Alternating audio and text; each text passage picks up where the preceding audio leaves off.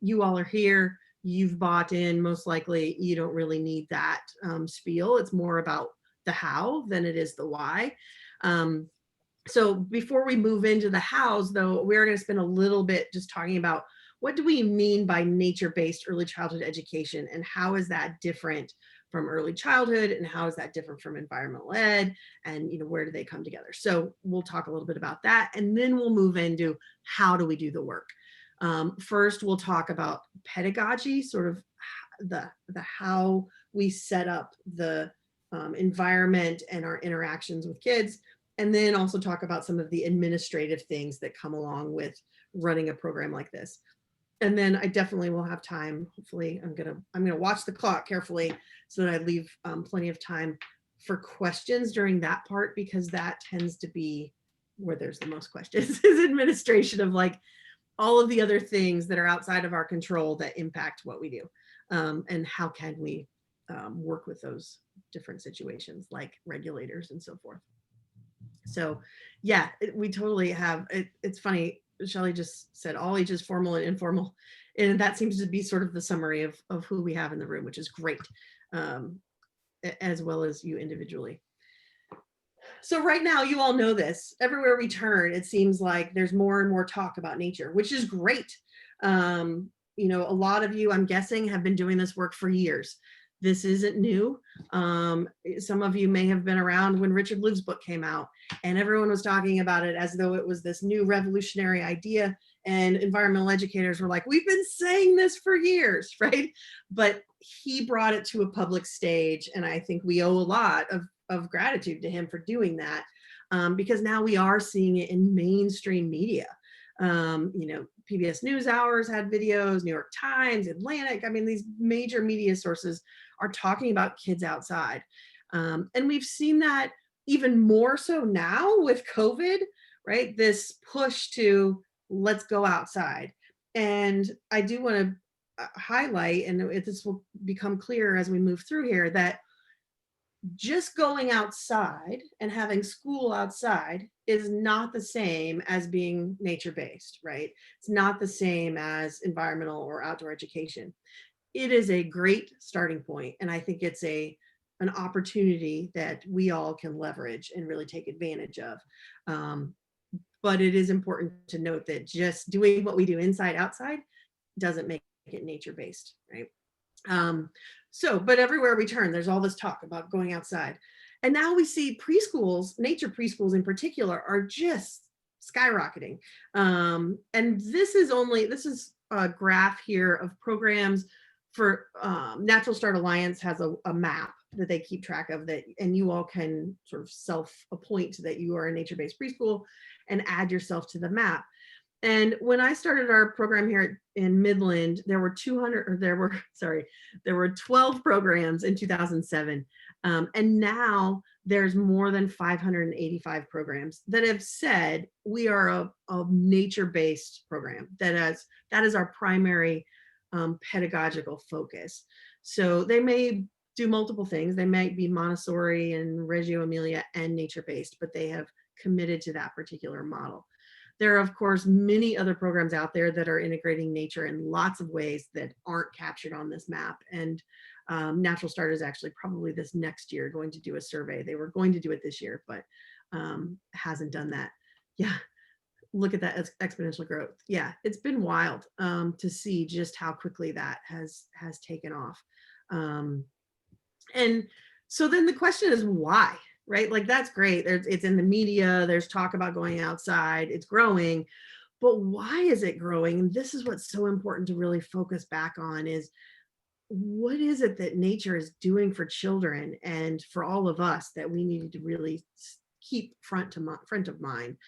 The first thing is the physical benefits. I mean, right now with COVID, we know that you're less likely to contract the virus outside, more airflow and so forth. But that airflow and all of that is just better for us in other ways as well, right? Other virus and bacteria or illnesses that we may contract.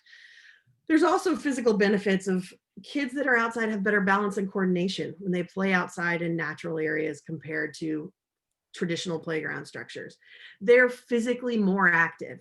And there is research to support all of these. And if you want those resources, I can send those your way. Sometimes I always laugh, like, do we really have to do a study to prove that? But we did. We had to do a study to prove that kids move more when we're outside than when we're inside.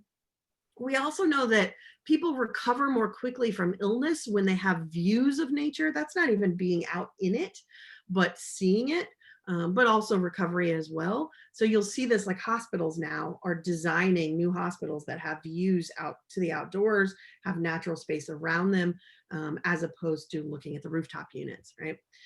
Myopia prevention. So myopia is nearsightedness.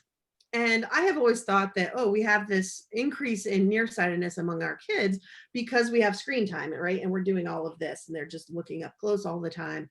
And that must be why. Well, actually what it is the daylight is necessary for eye development. And so if we can be outside, we're helping to prevent that nearsightedness. And again, we've seen incredible growth of nearsightedness among young kids. Yeah. Carly, your comment about the tree climbing research, like, why do we need this? Yeah, it's sad, isn't it? It's sad that we have to justify these things. But I think it is important for those people who are more sort of analytical and science-minded in the way that they're making decisions, and also to push back on some of the focus of only being cognitive-minded, which of course is the next benefit, right? There are absolutely cognitive benefits to being outside. And right now in K-12 education, that is primarily the focus is, how do they succeed in sort of these core cognitive areas in terms of academics. And there absolutely are benefits there in terms of cognitive development outside. We're engaging all the senses. There's creative thinking and problem solving individually. There's better concentration. So, the classic, I'm sure you all have heard the famous study out of the University of Illinois that looked at kids with ADHD. And when they played outside, they were able to concentrate better afterwards, right? That exposure to green space. And then they were able to focus and had fewer symptoms of their ADHD. So we know there's benefits cognitively as well. Not to mention we're learning about the natural world. We can do math outside, we can do reading. All of those things can still happen outside as well. Socially and emotionally, we know kids are problem solving with each other and the peer interactions. They're better able to handle stress when they're nearby nature. So these are other benefits of nature. We also know that spiritually it's important for kids.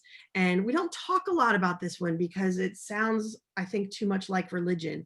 And we're not talking about religion, of course. We're talking about the idea that we're connected and part of something bigger than ourselves. And I'm going to get into that in a bit with the pedagogy. When we think about being part of this bigger system, we're part of the planet and the ecosystem that is not separate from us as humans, right? And then finally, another benefit of doing all of this is that we're building lifelong stewards. We're creating young children that have an emotional connection and an intellectual connection to the natural world and care about it and want to protect it long term. So those are the whys of this growth in all of the programs that we're seeing. So I'm just curious, real briefly for you, I went through those benefits, but what is it that drives you to do this work? So why is it that you're interested in connecting kids to nature? And I realize this is a hard, deep question to answer in the chat box, but if there's a way to just sort of give me a glimpse into kind of what is it that drives you to do this work? I'll be quiet so people can answer.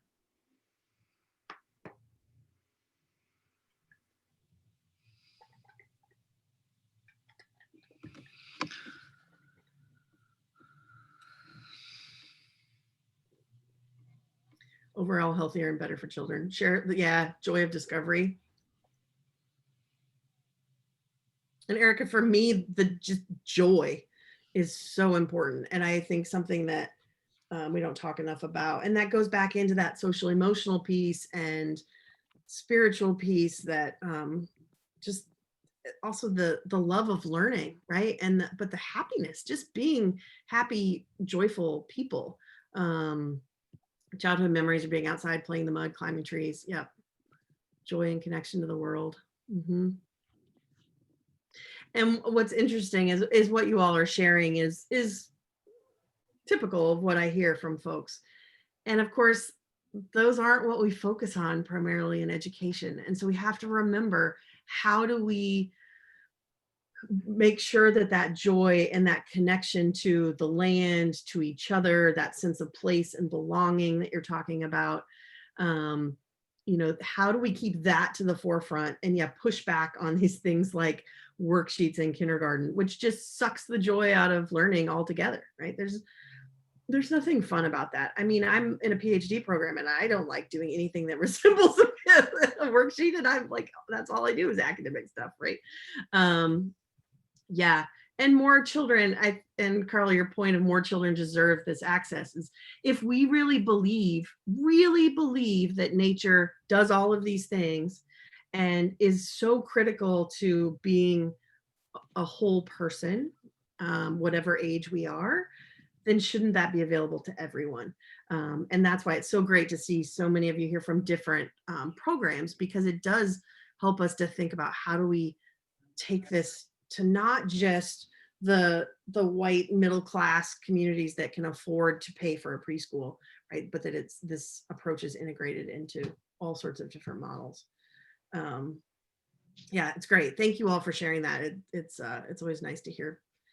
It's also just nice to know, isn't it, sometimes, that you're not alone, that other people have these same passions and drives for the work we're doing. So that's nice. So thank you for sharing that. I appreciate that on this Saturday afternoon. All right, so let's move into what is nature-based early childhood education. For me, it's the blending of two disciplines. The first is early childhood education, which of course is primarily focused on child development. And then the second is environmental education, which is focused on environmental sustainability, behavior change, and so forth. And then where those two things come together is nature-based early childhood education. There's a continuum within each discipline. So I'm going to briefly kind of walk us through what that looks like. So if you think about on the outside edges, we're going to move into the middle here. So in the middle is where we have nature-based 0 to 8-year-old programs of different kinds. So again, that's sort of the early childhood focus.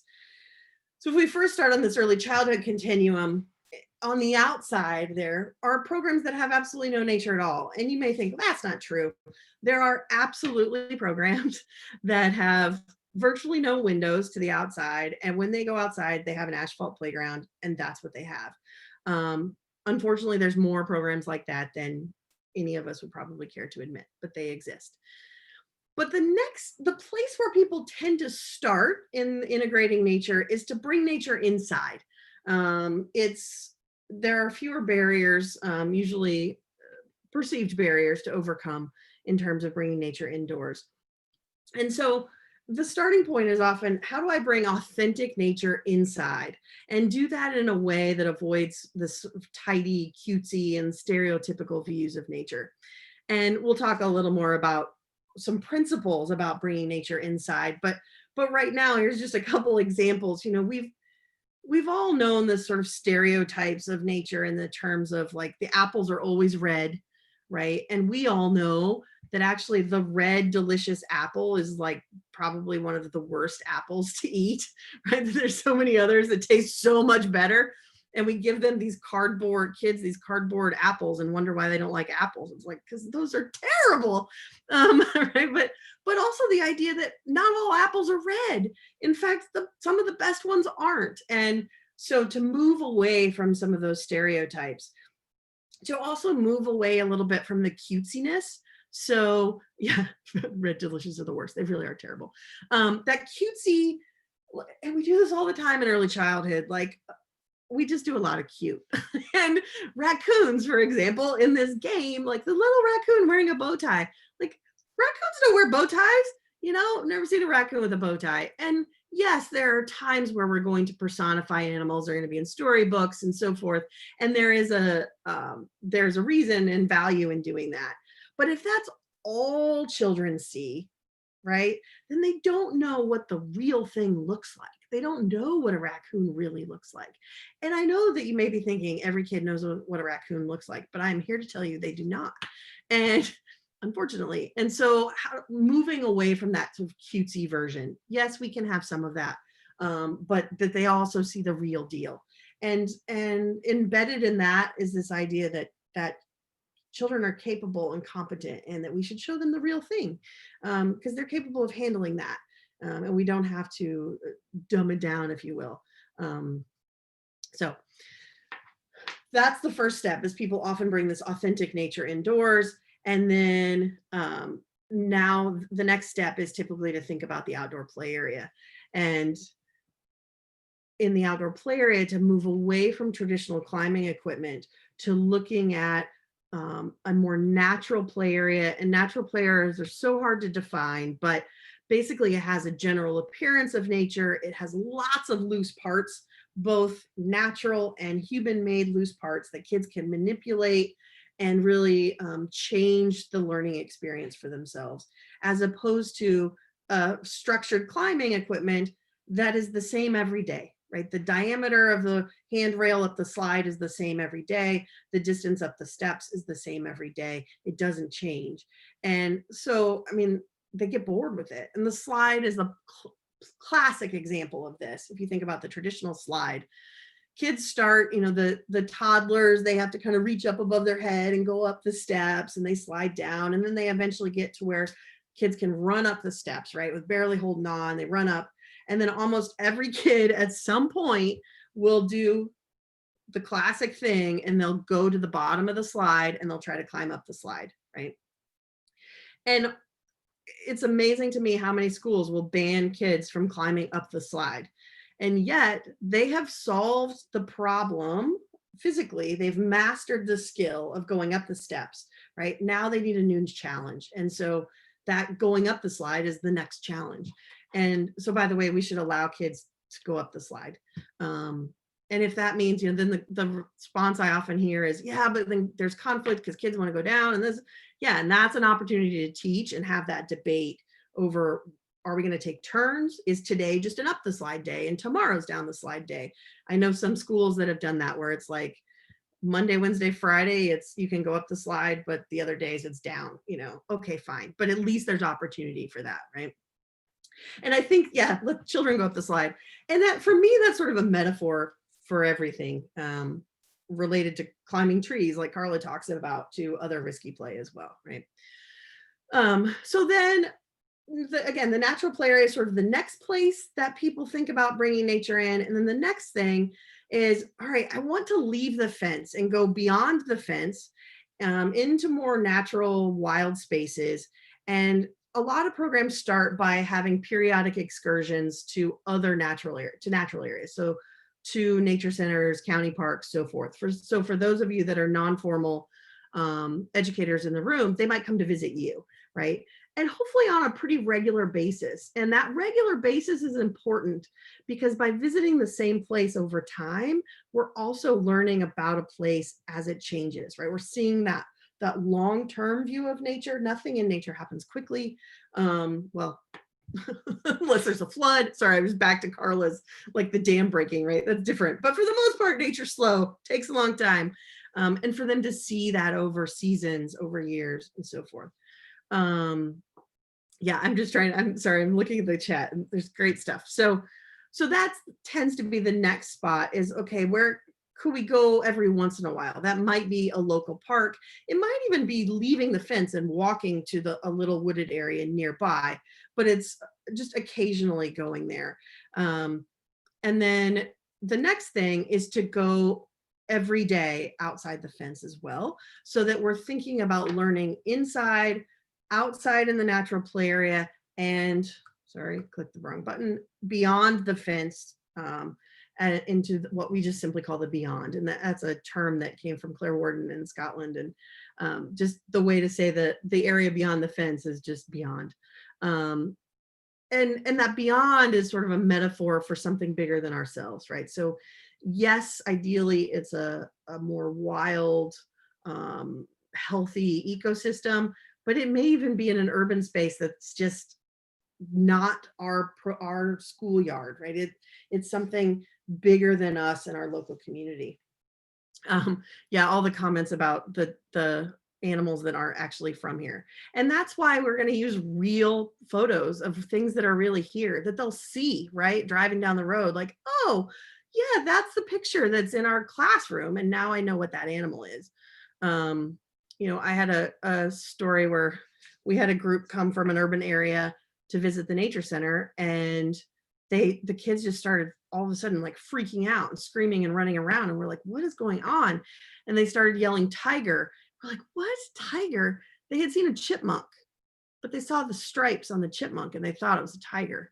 I mean, like, right? That's a disconnect that we need to think about. So, all right, so that's the two disciplines. Nature-based early childhood education is early childhood and environmental education coming together, and where they integrate, where the best of both worlds come together is what we're thinking of as nature-based early childhood education. So the pedagogy, the approach that's in that middle section has some core principles, and I want to walk through those a little bit. So, oh, tiger leopard bird, that's actually, yeah, that makes total sense. That makes total sense. And actually tonight I'm going to tell a story about a kid talking about oak leaves. And it's the similar kind of thing, right? Like sorting through what is them not having the language for something and but applying what they do know, right? So like in this case, like, okay, I do know that a tiger looks like this and a leopard has spots. And so it must be that thing and the bird, you know, so that's cool. All right, so core to the pedagogy is first this idea of disrupting the human nature binary. And what do I mean by that? Well, first, here's a quote from Wendell Berry that I think just sort of summarizes what I'm kind of getting at. Is, you know, nature is always trying to tell us we are not so superior or independent or alone or autonomous as we may think. Right? We as humans want to believe, as a large group of humans, I don't mean you individually necessarily. I'm guessing in this group, individually, it's less so, but as a large group of humans, we think that we can control it and that we're in charge and we sort of dominate and what we want is the way it's going to be. This pandemic is a prime example of, nope, not so much. There are things we can do to change our behavior and not be impacted, but nature or the non-human world still plays a role, right? And so core to the pedagogy of nature-based early childhood education is disrupting that idea that humans are separate from nature, that it's either nature or humans. And the fact is we're part of the system, right? We are animals, we're using the resources, our behaviors impact the system as well and vice versa. So we want to think about disrupting, and by disrupting that binary, we're also stopping to other nature. And what I mean by that is so often people talk about, well, I'm going to go see nature, right? I'm going to go somewhere, I'm going to go to the park and visit nature, or I'm going to go here and see it. And it's always sort of somewhere else as opposed to right here where I am right now. That, you know, the birds, the woodpeckers, for example, like pounding on the side of the house, or the sun that's coming in, the weather that's impacting us, right? All of those things, we are still part of it wherever we are, and it's not somewhere else. So that's sort of core to everything we're doing is disrupting that. And so here's a great example of sort of that, thinking about the ideas of nature being here and now and not somewhere else, is when we say nature, often people think about sort of these open spaces without people. So these are both photos from my homeland in Illinois. You know, it might be the open prairie, it might even be a cornfield, but there aren't people there, right? And that's sort of the vision that comes to mind for many people when we think about nature. But it's everywhere. It's the planters in the city. It's the little parks that you might walk by. It's farm animals. It's just the little, you know, flowers outside the hotel. These are all photos that I took on my travels pre-March of 2020 because I kept hearing from everyone, but what about urban spaces? There's no nature here. And I was like, there is nature here. I'm so tired of that, right? So I started taking pictures everywhere I went of just any kind of thing that wasn't human. And so these were some of those pictures. And then I took this picture. And I know some of you who are birders are like, oh, it's just a junk bird. Yeah, but this was a bird in the airport, right? So this house sparrow, and there was lots of them just making a life for themselves in the airport. So even in the airport, there are all sorts of birds, which, by the way, I've been doing a little more, and if you all have any information about studies about birds in airports, I would love to hear them, because I've been like on the lookout for it. Because every time I go, I'm fascinated by it. Like, okay, what are they eating? Like, I get they could be eating human food, but are there insects and things that they're picking up, and where are they getting those? And are like, what's the genetic makeup of all those birds? So I have questions. So if you have any information, let me know. But again, the point being, even in the airport, nature's there and finds a way, right? Oh no, trees breaking through. Yeah, nature always finds a way to win, unfortunately.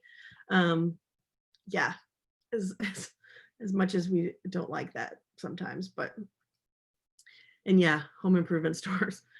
All those big box stores, it's interesting what birds can find their way into.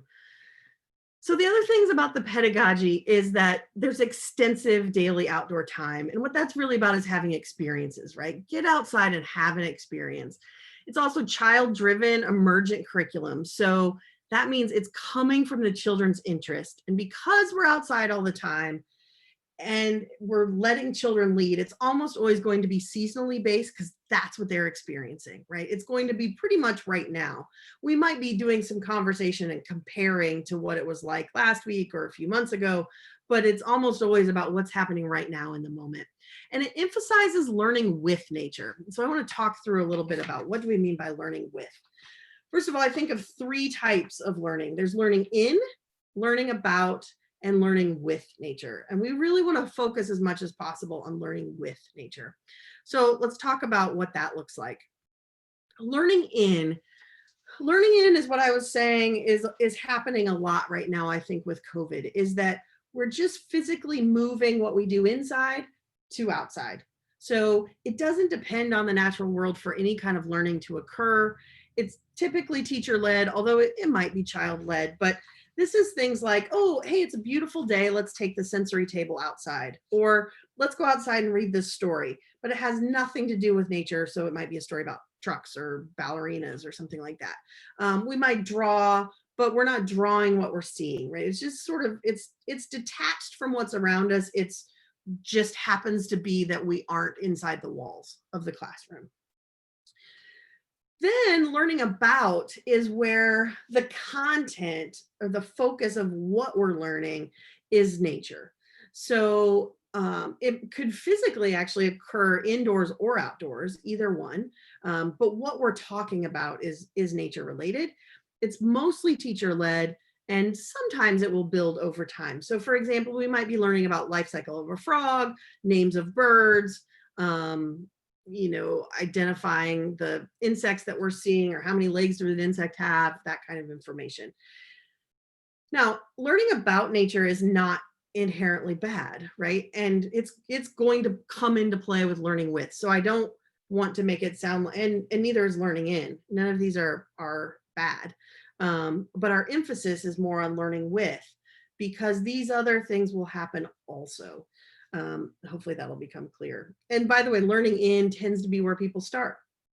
And that's a great place to start. If they take their sensory table outside to the play area and they're just out more often, great, right?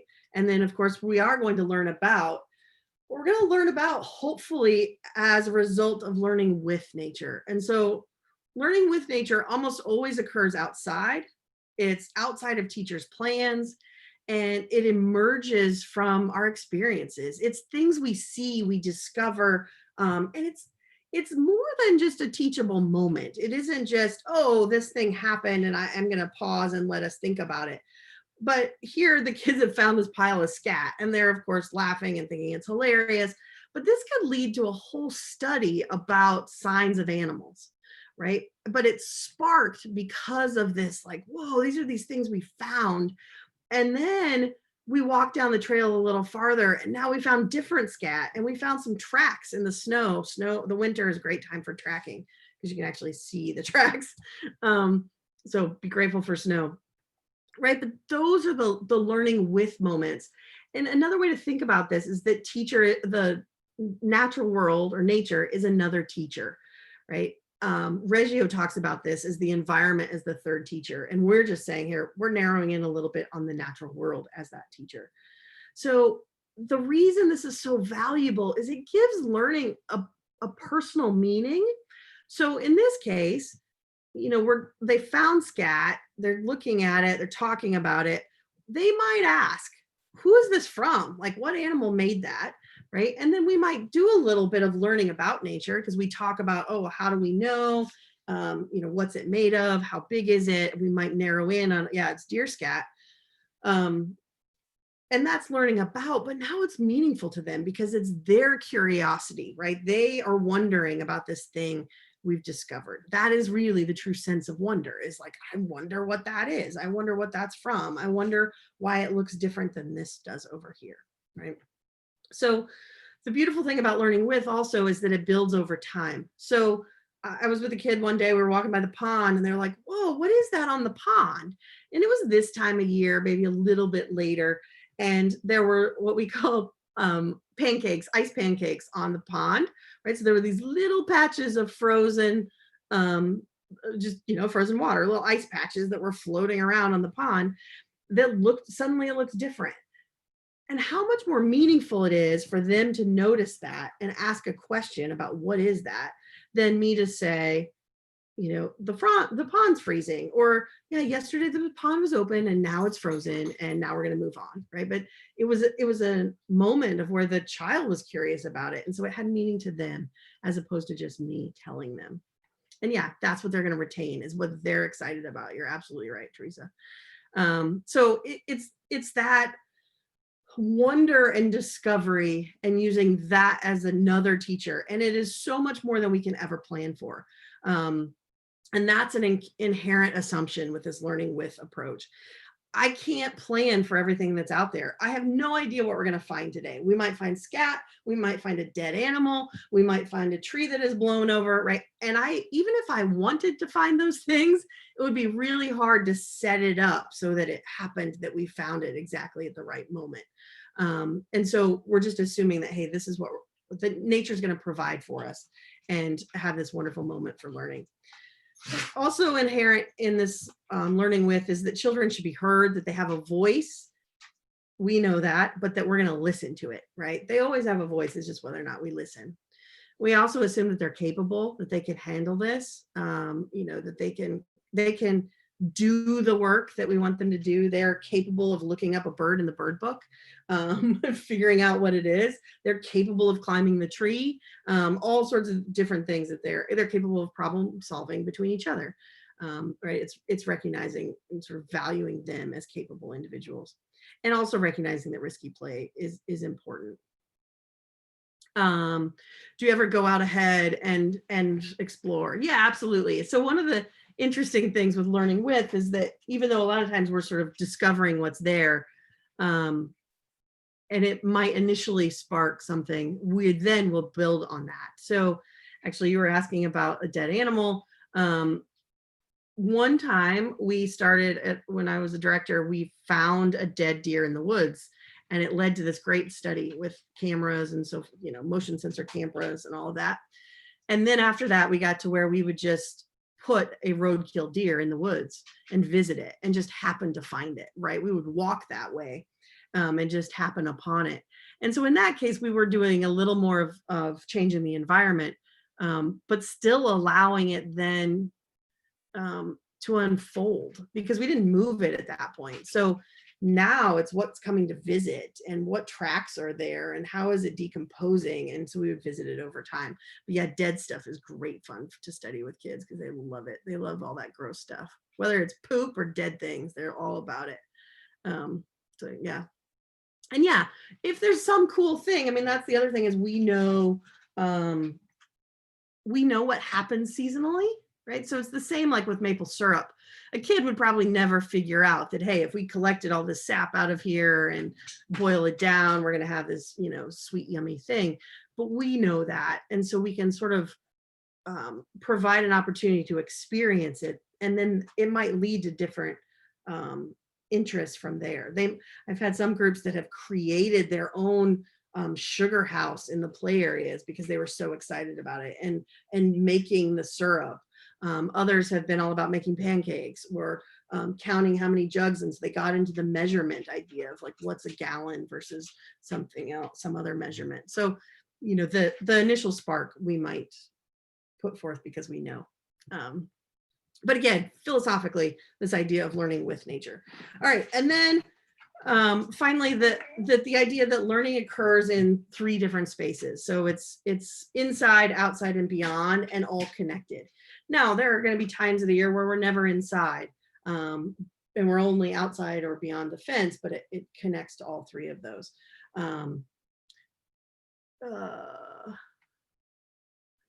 Question was, oh, interesting question about schools not reading books to children because they're training them to ignore their senses and focus on the story rather than immersing themselves in nature. I think that's not giving kids enough credit. And I think also assumes that inside we're always focused, right? Like when we're inside, often we get distracted reading as well. It's just our friend. And I think outside, our brains, that's, for me, that's executive function. Okay, I'm gonna get up. This is a side note, but it's a great question. So executive function and cognitive flexibility and the ability to kind of keep multiple things in our head at once. So the game Simon Says is a great example of this, where someone has told you what the rule is, so you know, okay, I only do it when they say Simon says, and so the rest of the time I have to regulate my body, but I also have to remember what the rule is, right? You have all these things happening at once. When we're reading outside and we're doing it often, kids, first of all, are learning what is normal sensory input outside. So it's more going to be the distractions. And you can think about this with yourself. Like all of a sudden you're out reading in the hammock and you're able to focus, but then suddenly the blue jay just starts carrying on, or a squirrel starts chattering at you. And then you pause and look, right? And as teachers, we could do that as well. Like we could stop the story and like, okay, what's happening there? And notice that it's different, right? So it's sort of sorting through what's typical and not. And I think where probably some people may challenge this, and you can comment more if this is it, but if you've only read a story outside once, like it's the first time we've ever gone outside, we never go outside, and now we're going to go outside and read a story. Of course they're going to be distracted because all of the sensory stuff of nature is new and novel. But if it's a regular thing, it's not novel, right? And so they're able to pay attention a little better as well. So, okay, sorry, I'm trying to go back here.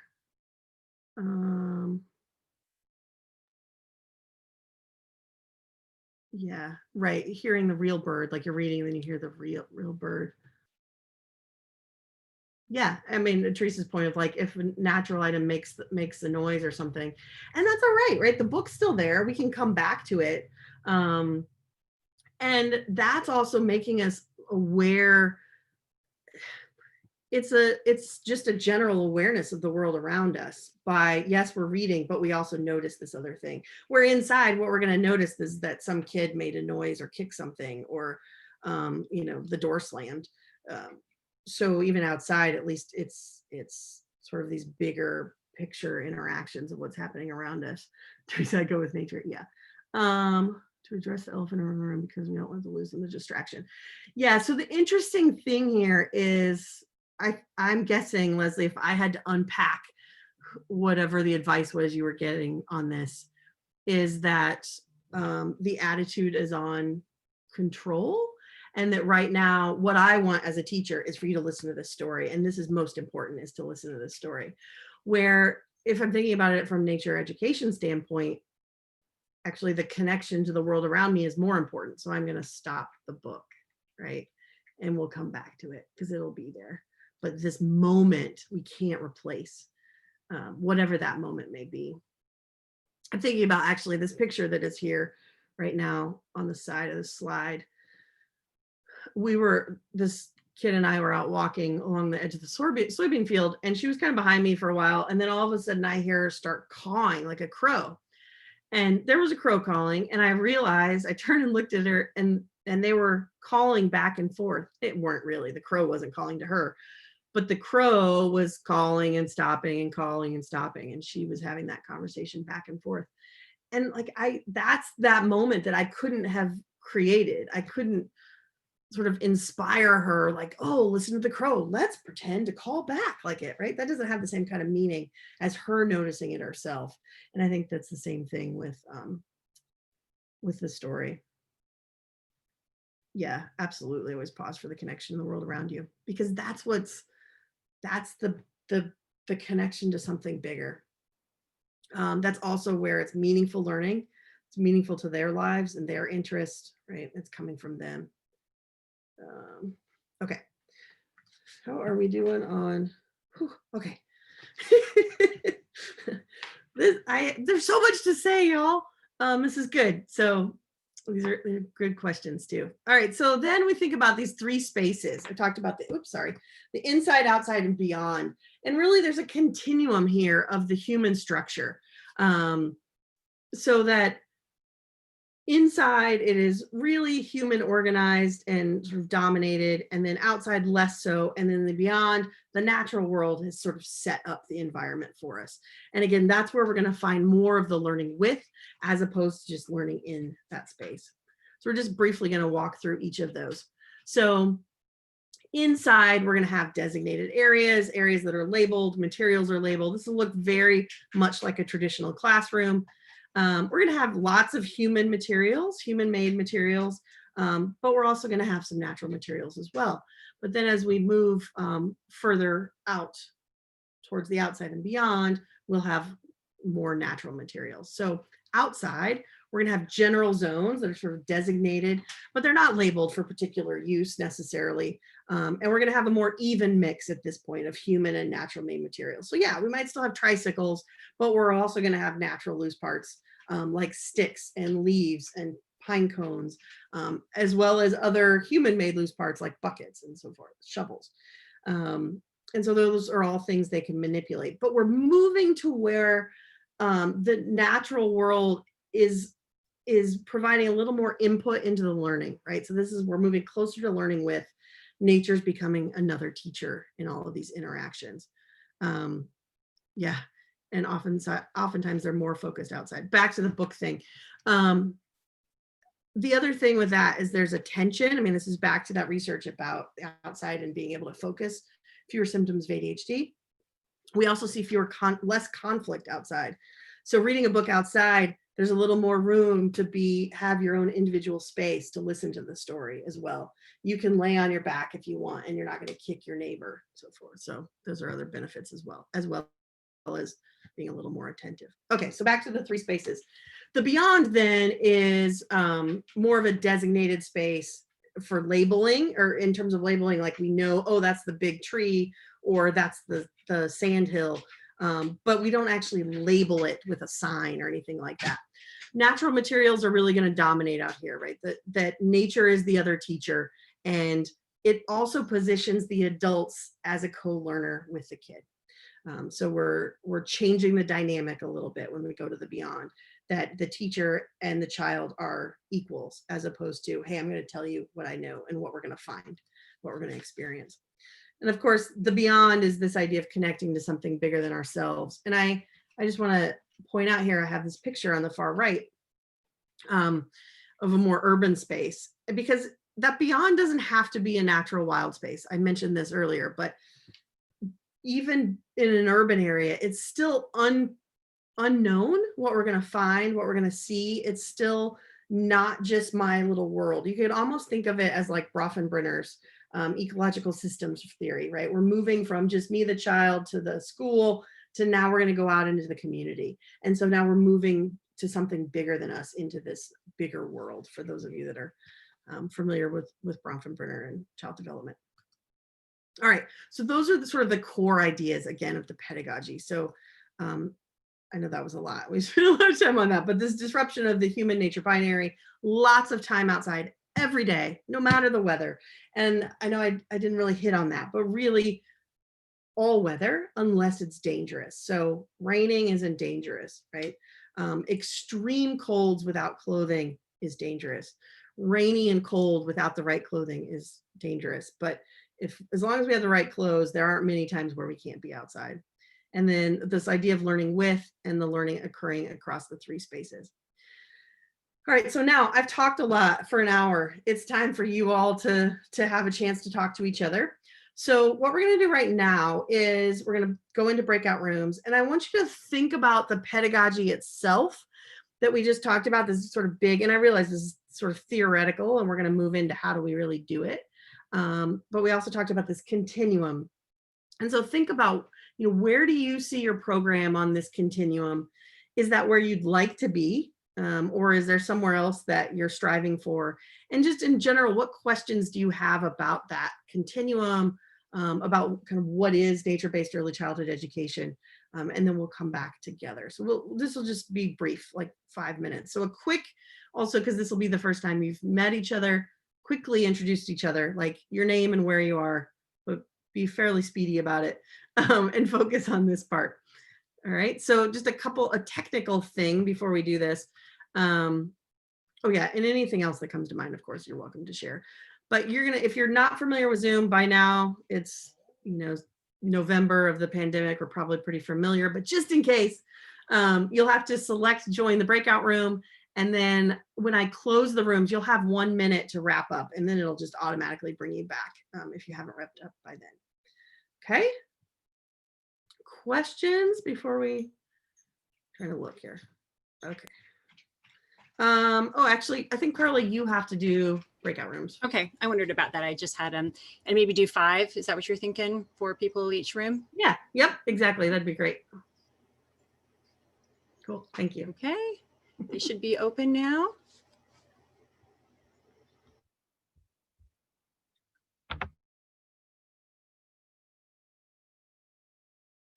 Rachel, do you want me to send what they're talking about to the groups?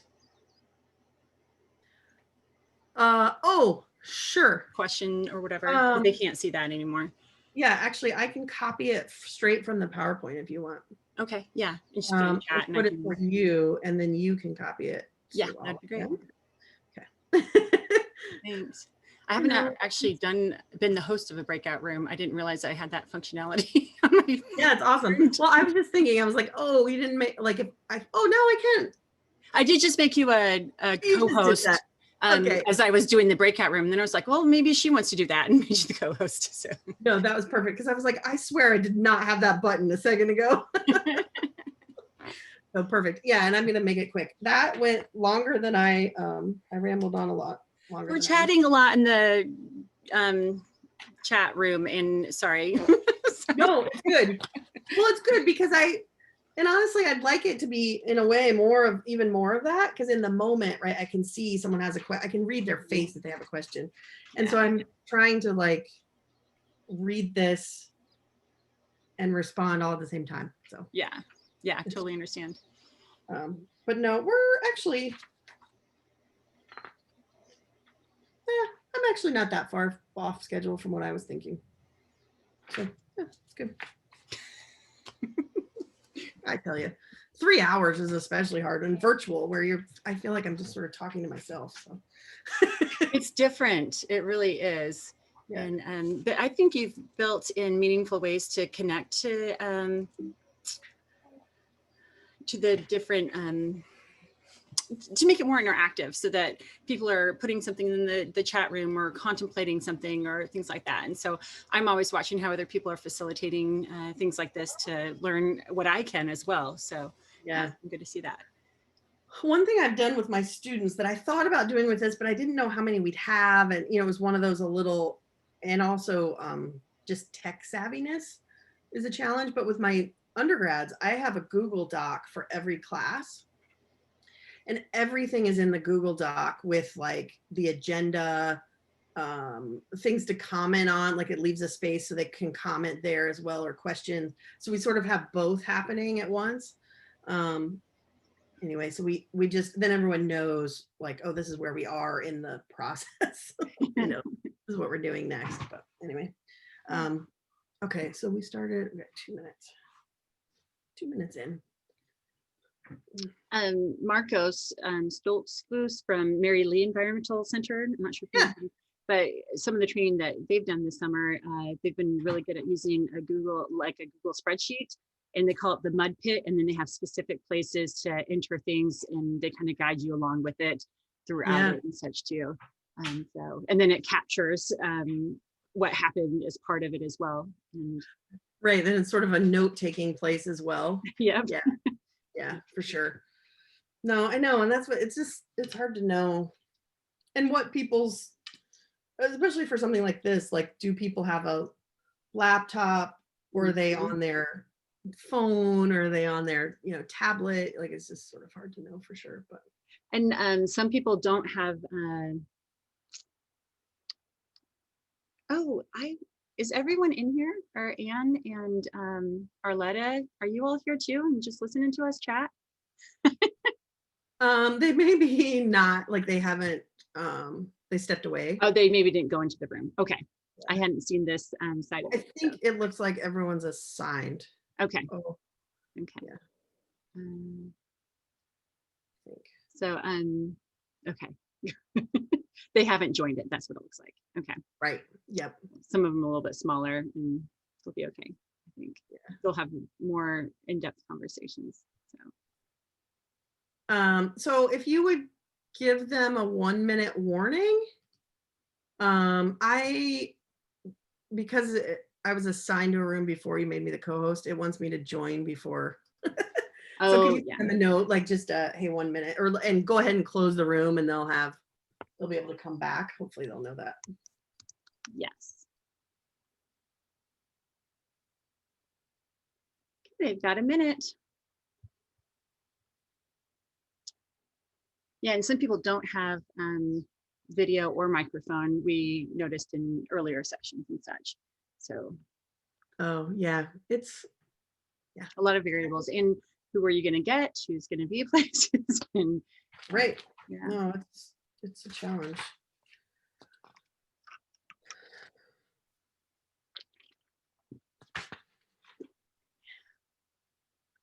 Rachel, that looks comfy. I don't know what you're doing, but it looks comfy. It looks comfy, or like you fell over. On mine, you're sideways, so I worry that you're like on the ground. Oh, there you go. Okay. I'm like, did she fall over? Like, it's nice seeing your faces as you come back. It looks like it's great weather. I'm on my phone. I'm going to try to rotate my screen. There we go. No, it's so nice out. I wanted to be outside. I thought about it, but my neighbor has a tendency to mow his lawn like every 5 hours. So I'm like, I mean, seriously, he mows so much. I'm like, you just did it like this morning. Okay, so I'm just curious if there were questions or comments, things folks would like to share. You're welcome to either unmute and share, or if you want to comment in the chat box, but anything that came up that you'd like to share in terms of questions or thoughts? I was going to say something. I'm Elisa from Bloomington, Indiana. And pre-COVID, I was doing a lot of elementary school programming, mostly elementary. But when I try to get outdoors, it's just the kids have to line up, they have to put their coats on. Instead of having a 50-minute to an hour program, it ends up being 30 minutes. And I can't get through half of this material that I have. And so I feel like it's better if it's inside, with the exception of a couple of programs where I do something quickly outside and come back in. But what I'm trying to do now with the COVID is trying to interest teachers in having me outside and doing the program outside. And maybe, like you said, if you have distractions, you go with it and try to innovate and see what happens. And maybe even then you'd have to shorten the program. But if you start outside, you'd already be out there. The kids would meet you out there. Right. So that's just something. I was wondering if anybody else is doing that, programs, because I've not been booked by teachers. Usually they book me and I'm packed for the academic year, but that's not happening. Yeah. Yeah, it's hard. I mean, that kind of programming is hard. I know a lot of districts are concerned just about having people enter the pods, right, into the groups of kids that they have, but and vice versa for you. But if you can do it, yeah, I think meeting them outside, just, hey, we're going to start outside. And even adjusting when in the school day that happens. So I don't think I'm going to go through a like typical nature preschool day, but we always start outside.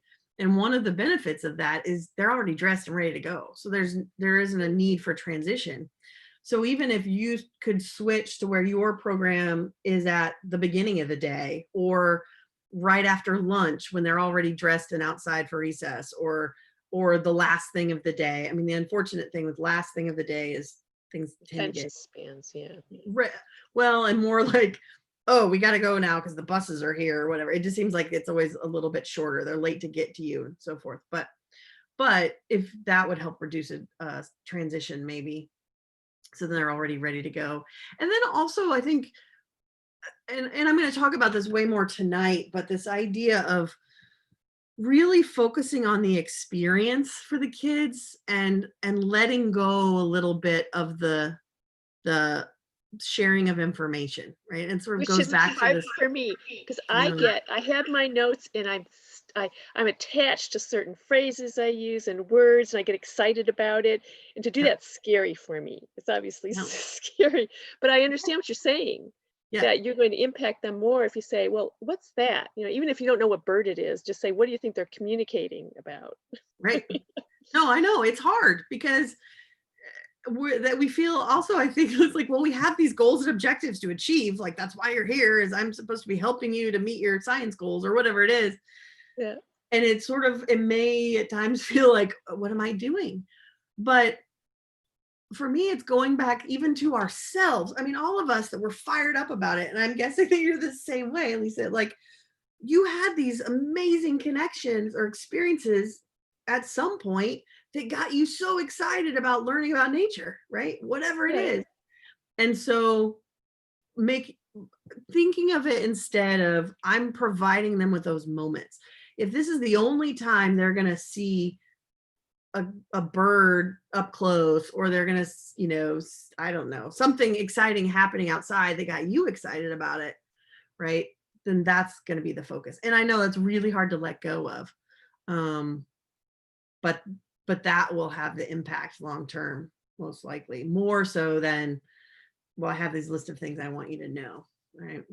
Even when I have such creative things going through. Yeah. Yeah. Right. And so part of this, back to the sort of the pedagogy, nature-based pedagogy idea, is how can we think about providing an experience, like open-ended experience opportunity. So, okay, my goal is for them to know about frogs or invertebrates, right? Macroinvertebrates. And so actually, I'm just going to take a bunch of tools. So we're going to take some nets, and we're going to take some dippers and some tubs, and we're going to go to the pond and explore. And then I'm going to ask questions from what they're finding that maybe take one path or the other, right? If I'm particularly interested in frogs, I might draw their attention to, what are you noticing about these things? But I've still allowed it to be a little more open-ended.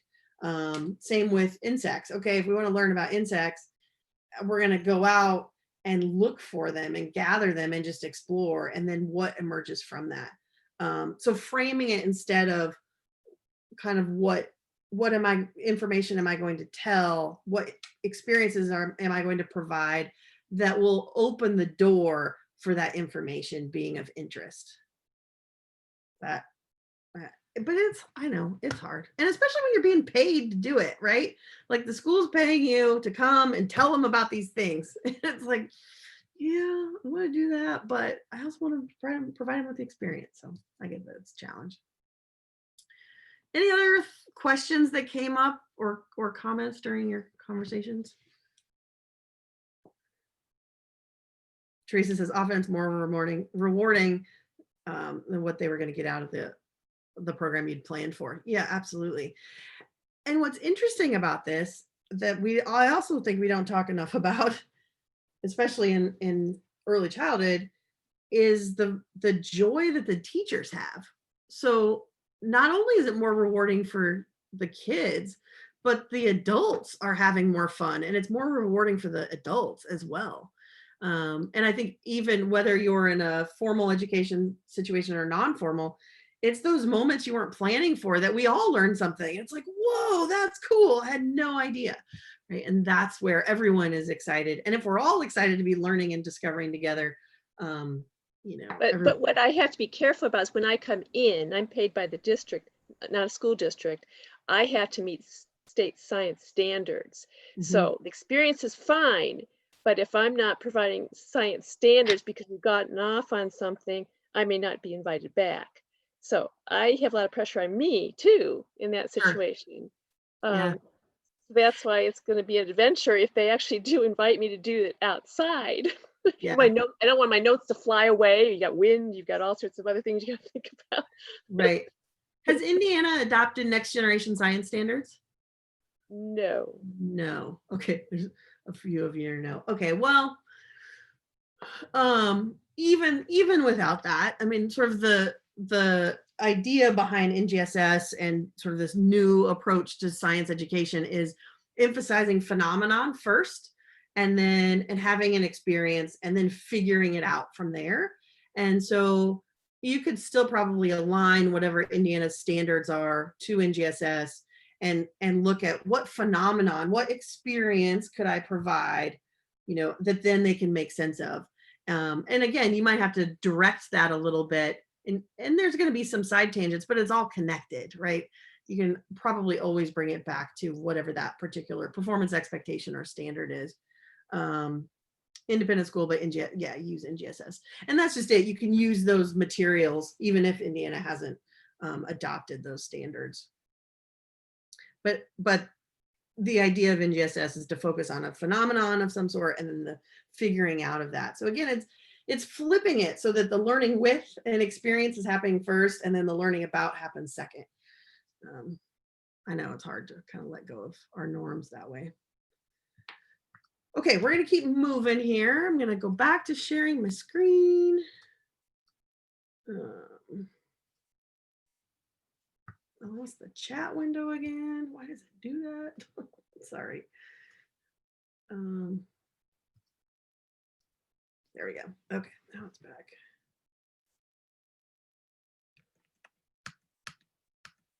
Technology. Okay, so now we're going to move into like, how do we do this? Let's dig into the details a little more. First, we're going to start with the physical environment and looking at how we sort of structure the learning environment.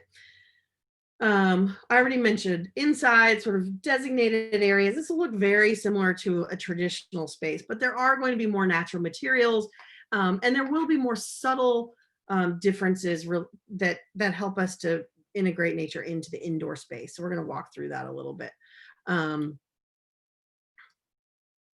So the first thing I want to say is, please don't buy into the nature hype. Like, it seems like every catalog now there's nature stuff, and plastic acorns, plastic logs. You can buy your very own plastic log. Like, what the heck?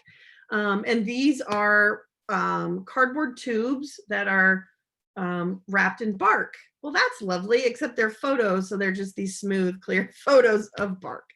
It's like, really? So don't buy those. Yeah, fake pumpkins, just the fake things abound. Now, there is a place for some of that. Like, you might have a dramatic play area where you want a few little things, but for the most part, we can move towards real things almost always. So don't buy those things and just go out and find it. Right, with bark, the real thing is so much more interesting. I mean, the interesting thing about bark is the texture and the depth, right? So we're not getting depth perception from those photographs. We're not able to feel it. We're not able to see, oh, this one's really thick and this one's thinner, right? Like, just go and find it. So just as we move forward here, I'm going to talk about sort of thinking about buying and selecting materials, but you don't always have to buy it. Sometimes you just have to go outside and get it. So we're going to walk through these 6 big principles of bringing nature inside, and I'm going to go through each one. By the way, I didn't actually mention, initially I put the slides and a handout in the chat. Hopefully everyone saw that. If not, I will do it again here shortly. At one of our breaks, I will do that. Okay, so let's walk through the principles. First thing is to choose natural over manufactured as much as possible. So even switching from this, metal crayon container to a basket to the end of the beaver chew, right? We're sort of moving along this continuum to being more nature-based and having natural materials, and also natural materials that represent the local place, which is another principle we'll talk about. But as much as possible, can I have a natural item for this rather than something that's purchased plastic manufactured in some way? Even purchasing a manufactured wood item is probably going to be better than a manufactured plastic item, right? Yeah, Carla said, or grow it as opposed to gather, right? Same idea, right? Like, don't just go to the store, and don't just order it on Amazon. Here's another example of that sort of mix of natural materials, but also thinking about it as loose parts in the classroom, thinking about this as art supplies, right? We have piles of pom-poms and beads and all sorts of, chenille sticks and that kind of thing in art areas all the time in early childhood classrooms. Why not have bark and acorns and pine cones and those kinds of things as well, right? And then it's actually not as wasteful, because when that art project goes in the trash later, we haven't just used it for 30 seconds, right? So thinking about natural materials. The second thing is to choose authentic materials instead of cartoon-like. We talked about this with raccoon, but can I find things that have real images of real plants and animals from our area, as opposed to this cartoon version? Owls, believe it or not, don't wear little graduation caps. I don't know. Some of you probably knew that, but some of you, it might have been an earth-shattering idea, right? But like to move away from that. And again, the move away from the stereotypes of some of these cartoon-like images to show the real things. So puzzles that have the real photos as opposed to cartoon versions, right? Yeah, all the non-natural stuff, plastic stuff gets trashed for sure. So in addition here, back to the owl, so avoiding the cartoon-like, but this is also a classic stereotype, right? The wise owl, sort of this encouraging the stereotype of what owls are like. And so we also want to think about, as we're selecting materials, are we moving away from those stereotypes? And sometimes that's even just what we focus on. So there's lots of early childhood programs that will talk about monarchs and do monarch lessons, which is great. The monarch is awesome, right? I've nothing against the monarch, but there's also lots of other species of butterflies that are amazing. And so to bring those in as well and not just focus on this one particular one. It's also things like avoiding stereotypes like pigs are pink. Well, not all pigs are pink, right? Like there's actually, like, my favorite pig is the Duroc, which is sort of an orangish, reddish color. And it has these floppy little ears. They're so cute. Right, but to move away from that stereotypical pink pig, to move away from the black and white cow, to move away from, I found a pack of North American mammals that had wolves with red eyes. And I was like, really? Like the rest of it was great, but wolves don't have red eyes, right? So I didn't want to contribute to that and just put those in the mix of materials, because then kids would think they have red eyes. So I just took a Sharpie and got rid of the red eyes. But to think about, how are we perpetuating stereotypes of nature, and are we disrupting that a little bit? And of course, there's also, are we perpetuating stereotypes of humans also, which is another part of the physical environment we're not going to talk a lot on, but again, something to be thinking about. And also with this, to make sure that we're representing local species, right? And so that's the next thing, is to think about local nature. Are we representing what's here? That doesn't mean we can't ever talk about something somewhere else, but it's about creating a sense of place and connection to a local place. So there was a book called Rethinking the Classroom Landscape by Sandra Duncan and some of her colleagues. And they had this idea, the whole book was based on this principle of, if we blindfolded you, took you on a plane and dropped you in the middle of an early childhood classroom, would you know where you are based on what you see? And for the most part, most of the time, the answer would be no. You would know you are in a catalog of some sort, right? A Lakeshore catalog or Discount School Supply catalog. It would be primary colors and it would be all the same toys you would have seen anywhere. So you'd see the same thing in Indiana that you would see in New Mexico. But those places are very different, right? They're environmentally, the natural environment is very different. The culture there is very different. And so do our classroom spaces represent the local nature that is there?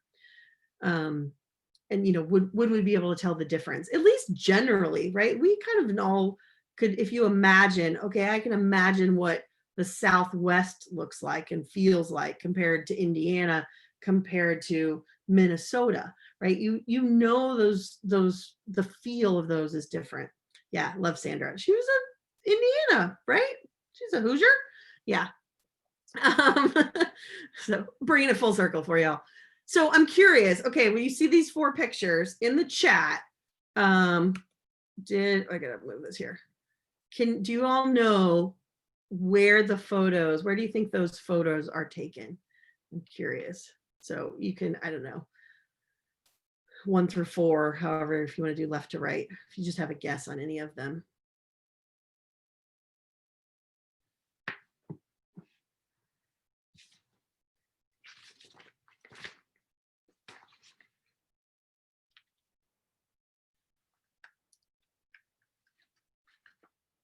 Christine said, yeah, Washington State. Why North Carolina?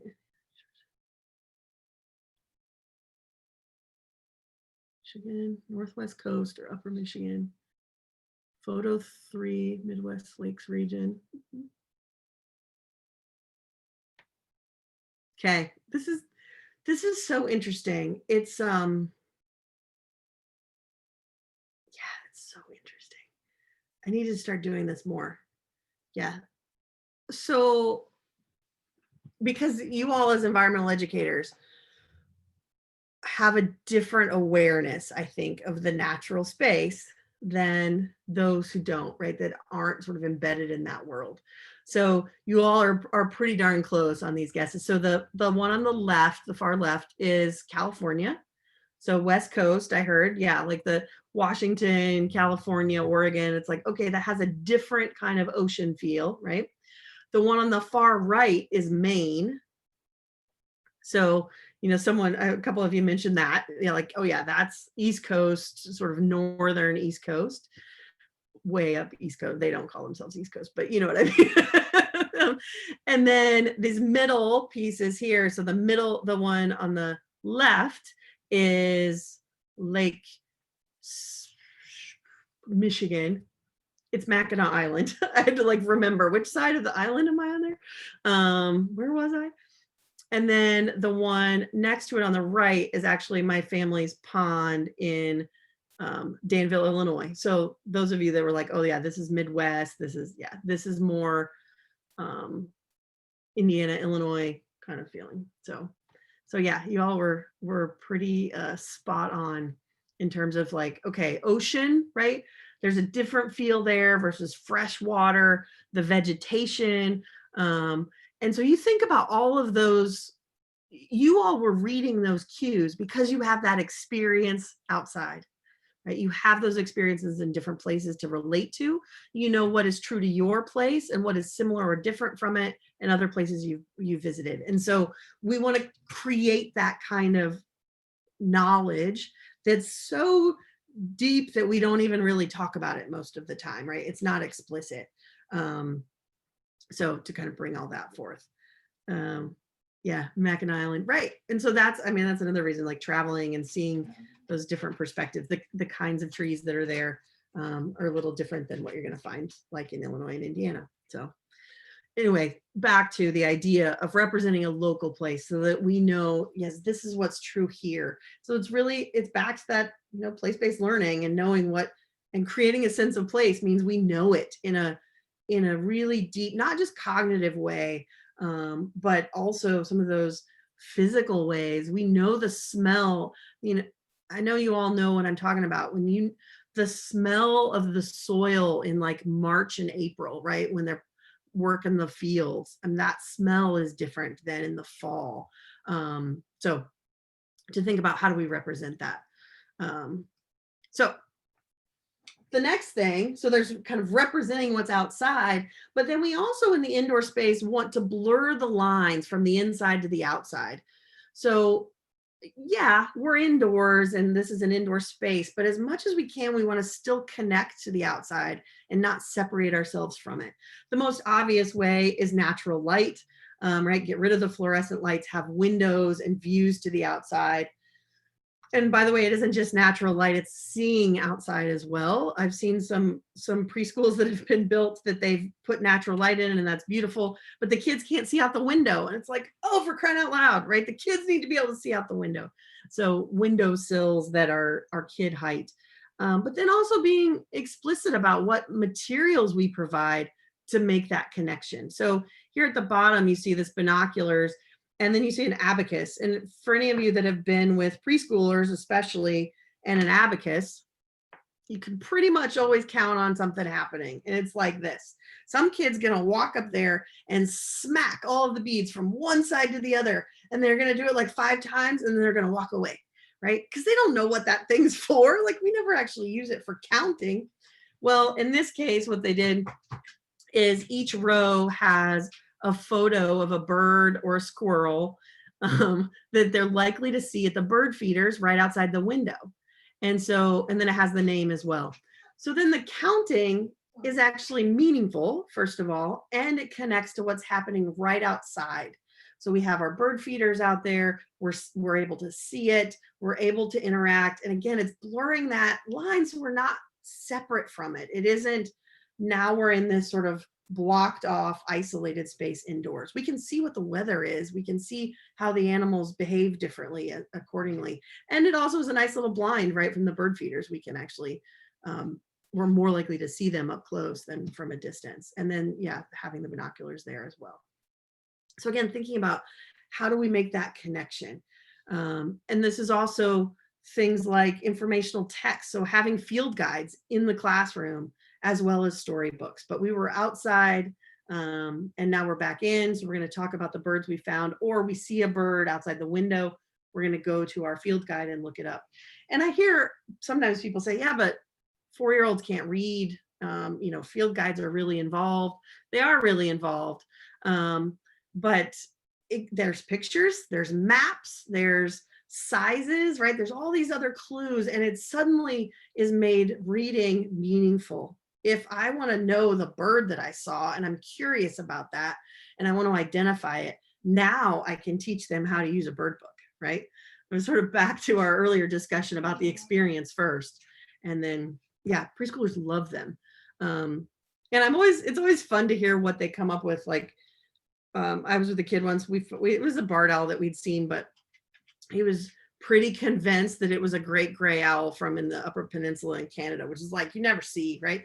He was just like, it's that one. I'm like, yeah, let's go with that. Like, I want it to be 2, buddy. I'm sorry. Anyway, but I, instead of saying no, I just said, why do you think that is, right? And we talked through it again. Like, what are they noticing? What are they, it's gray, it's the same color, it's the size, it's the shape of its head, it's eyes, right? All those things we can talk about. Okay, so the other things in terms of another example for that indoor to outdoors is thinking about what's already there, but how can I connect it better to nature? And so for those of you that are working with traditional schools, this may be a place to help. So here's an example of an activity that I saw in a preschool classroom where they were matching colors. So it was clothespins, and they just had to match the greens to the yellows to the orange. That's pretty much a right, wrong answer. It's not really that interesting, right? The conversation that's going to come from that as an adult is really none. Like, why'd you put the orange on the orange? Well, because it's orange, right? Like, it's not, those colors match. But by changing it so the photos are of things that are found locally that have multiple colors, now at least there's a conversation that could happen, right? If they decided to put the scarlet tanager, which is this red and black bird down here, if they decided to put it on the black square, right? I might say, well, why'd you do that? Or why didn't you put it on the red? Or the goldfinch, you know, why'd you put it on the yellow and not the black, or vice versa? Right. So just to mix it up, where this isn't, yeah, this color on color thing isn't that challenging. And really, if kids had the knowledge at this point that we have as adults, they would say, why are you asking me such a dumb question? Right? Like, really, who cares? Because it's a great question. Who cares? Yeah, that's the same color. Move on, right? But where there's a little more nuance, and now we have to dig in. Maybe they decide the goldfinch they put on the orange because they noticed its orange beak, right? Whatever, just it opens up the possibilities for conversation. I'm not saying this is a perfect activity. I'm just saying to think about what already exists and how we can move it towards being more local and representative of our space. So for those of you that are, again, working with schools, classic thing you'll see in elementary schools is the calendars that have like the month and what's happening that month. And it's almost always cartoon characters. Like November, it's probably going to be leaves and a turkey and I don't know what else, right, on that. And instead, what if the calendar had a photo of what the school looked like in November, or what it looked like in December, right? What it really looks like, or a famous view in your community, like, oh, we have this great lookout. What does that look like in April, in May, in June, in July, right? And have the real image.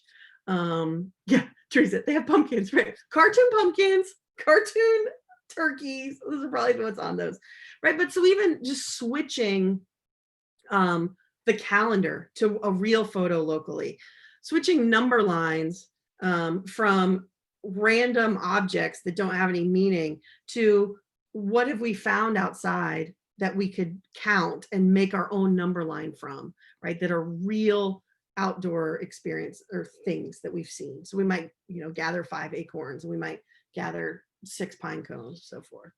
Take photos of birds we've seen. So the other thing inside is to take advantage of the math and science learning that's possible. So just switching from plastic cups to measuring cups and beakers, and really being intentional about science and math related tools that can help facilitate other conversations. So that gives you some idea in terms of the inside.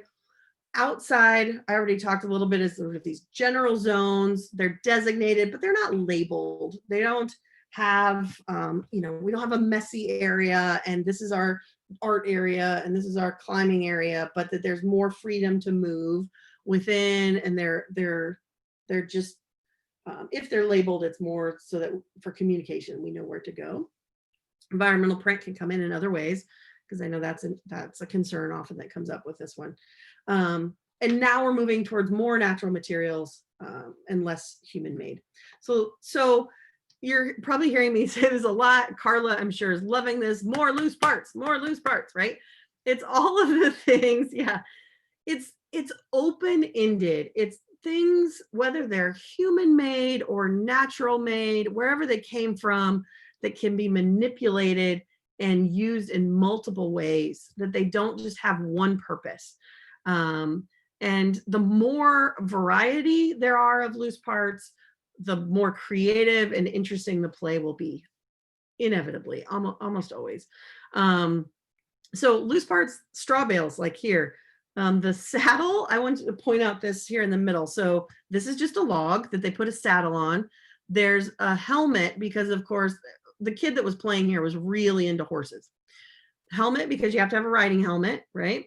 And then this is, they're feeding their horse down here. So these buckets with mud and water that they'd gathered. So it was all these loose parts they had to go somewhere else to get. But this was all part of their dramatic play of taking care of their horse, right? And so it was because we had the variety of loose parts for them, they were able to bring all of that to life. this pile here, this mud hill that they made into a pile of loose parts, they just started piling stuff up for whatever reason, right? And that was what their play was. Then this group over here on the right, they had these PVC pipes that they that were cut in buckets and water and mud, and they were making this really involved engineering system of yeah, all those loose parts. So, you know, of everything, all those loose parts coming together. So the more natural materials we can provide in the outdoor space and the more loose parts, the better. So I want to mention, because this comes up a lot, is this slide idea, because the slide in these pictures is, you know, a pretty traditional plastic slide from playground. And this is actually from like home playgrounds. And sometimes people say, oh, can you have those? Well, you notice it's not attached. In this case on the left, it's attached to logs and they've made a little slide. But back here in the back, it's just up on a tire. They're able to move that one around. The same on the hill here.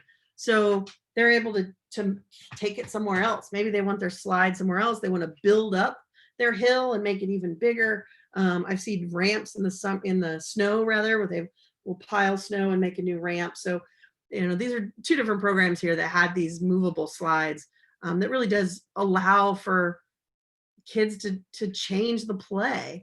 It's just very different than having a fixed traditional slide. So the other thing I just want to mention in terms of the outdoors of setting up the physical environment is that we think of the outdoor play area as an extension of the classroom.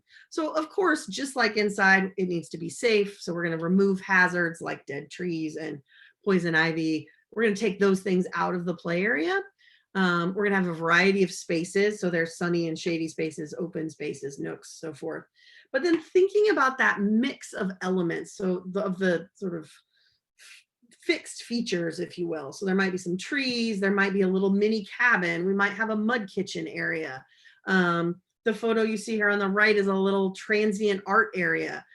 So there's natural loose parts there for building sculptures and displays and other creative expression, but that's temporary, and it isn't plastic material or, you know, disposable material, but just things they can always adapt and change. And it's temporary, and it's like, yeah, we built that nice thing, and then it becomes something else, right?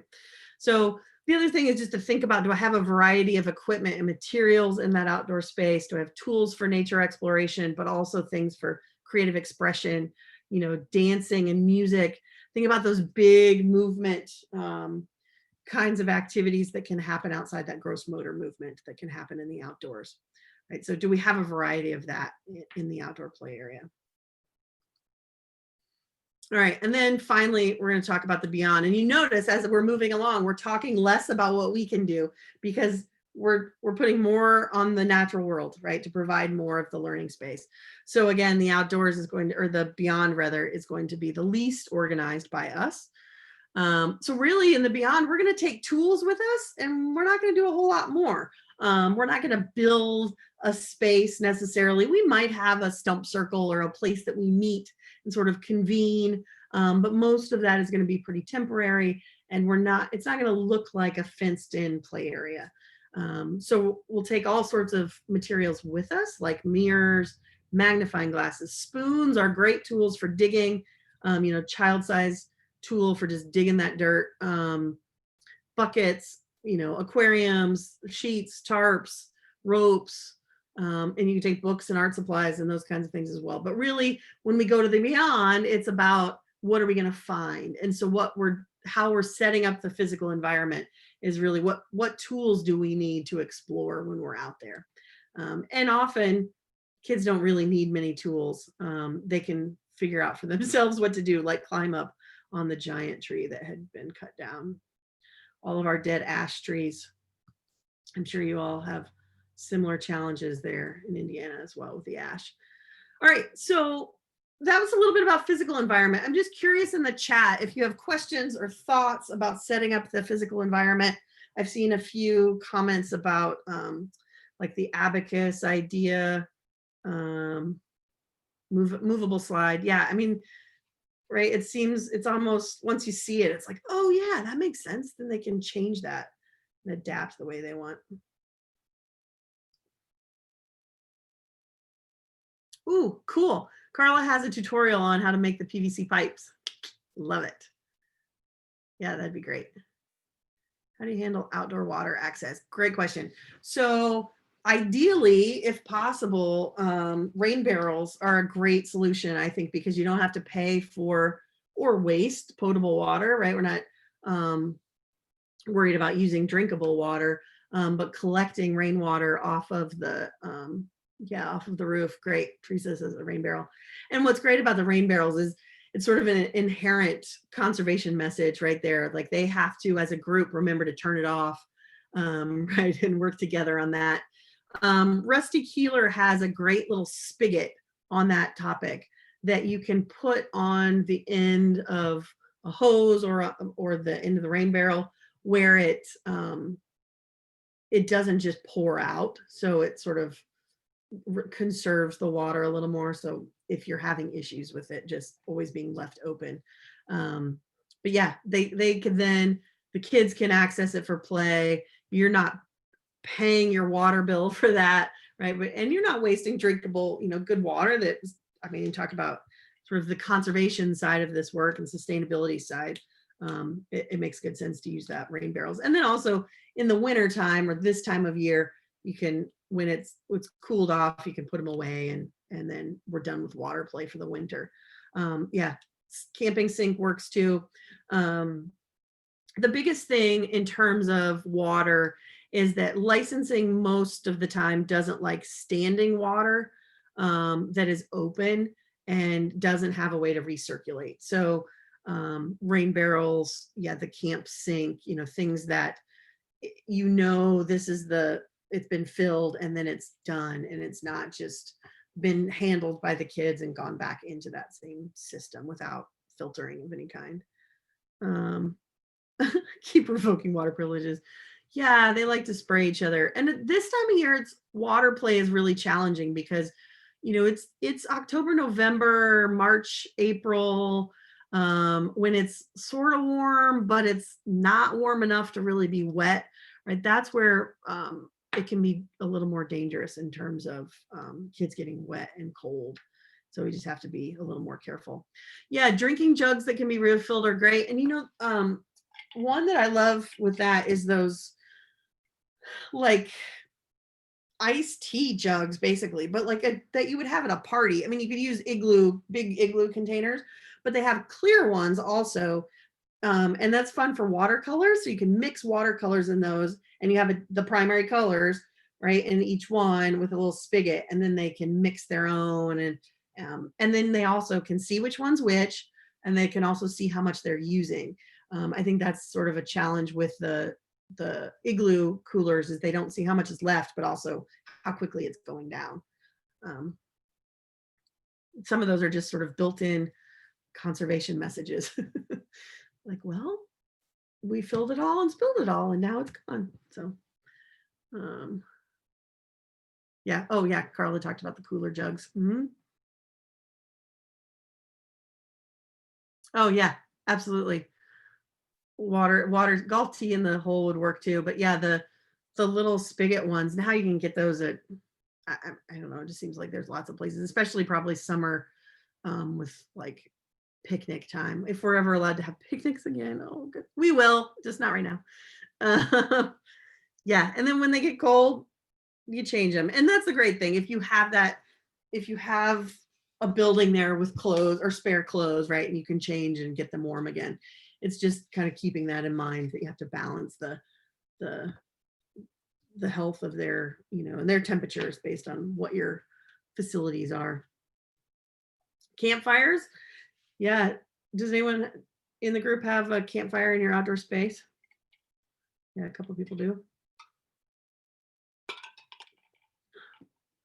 Yeah, campfires. And this is where some licensing will have things to say about it and sometimes they won't.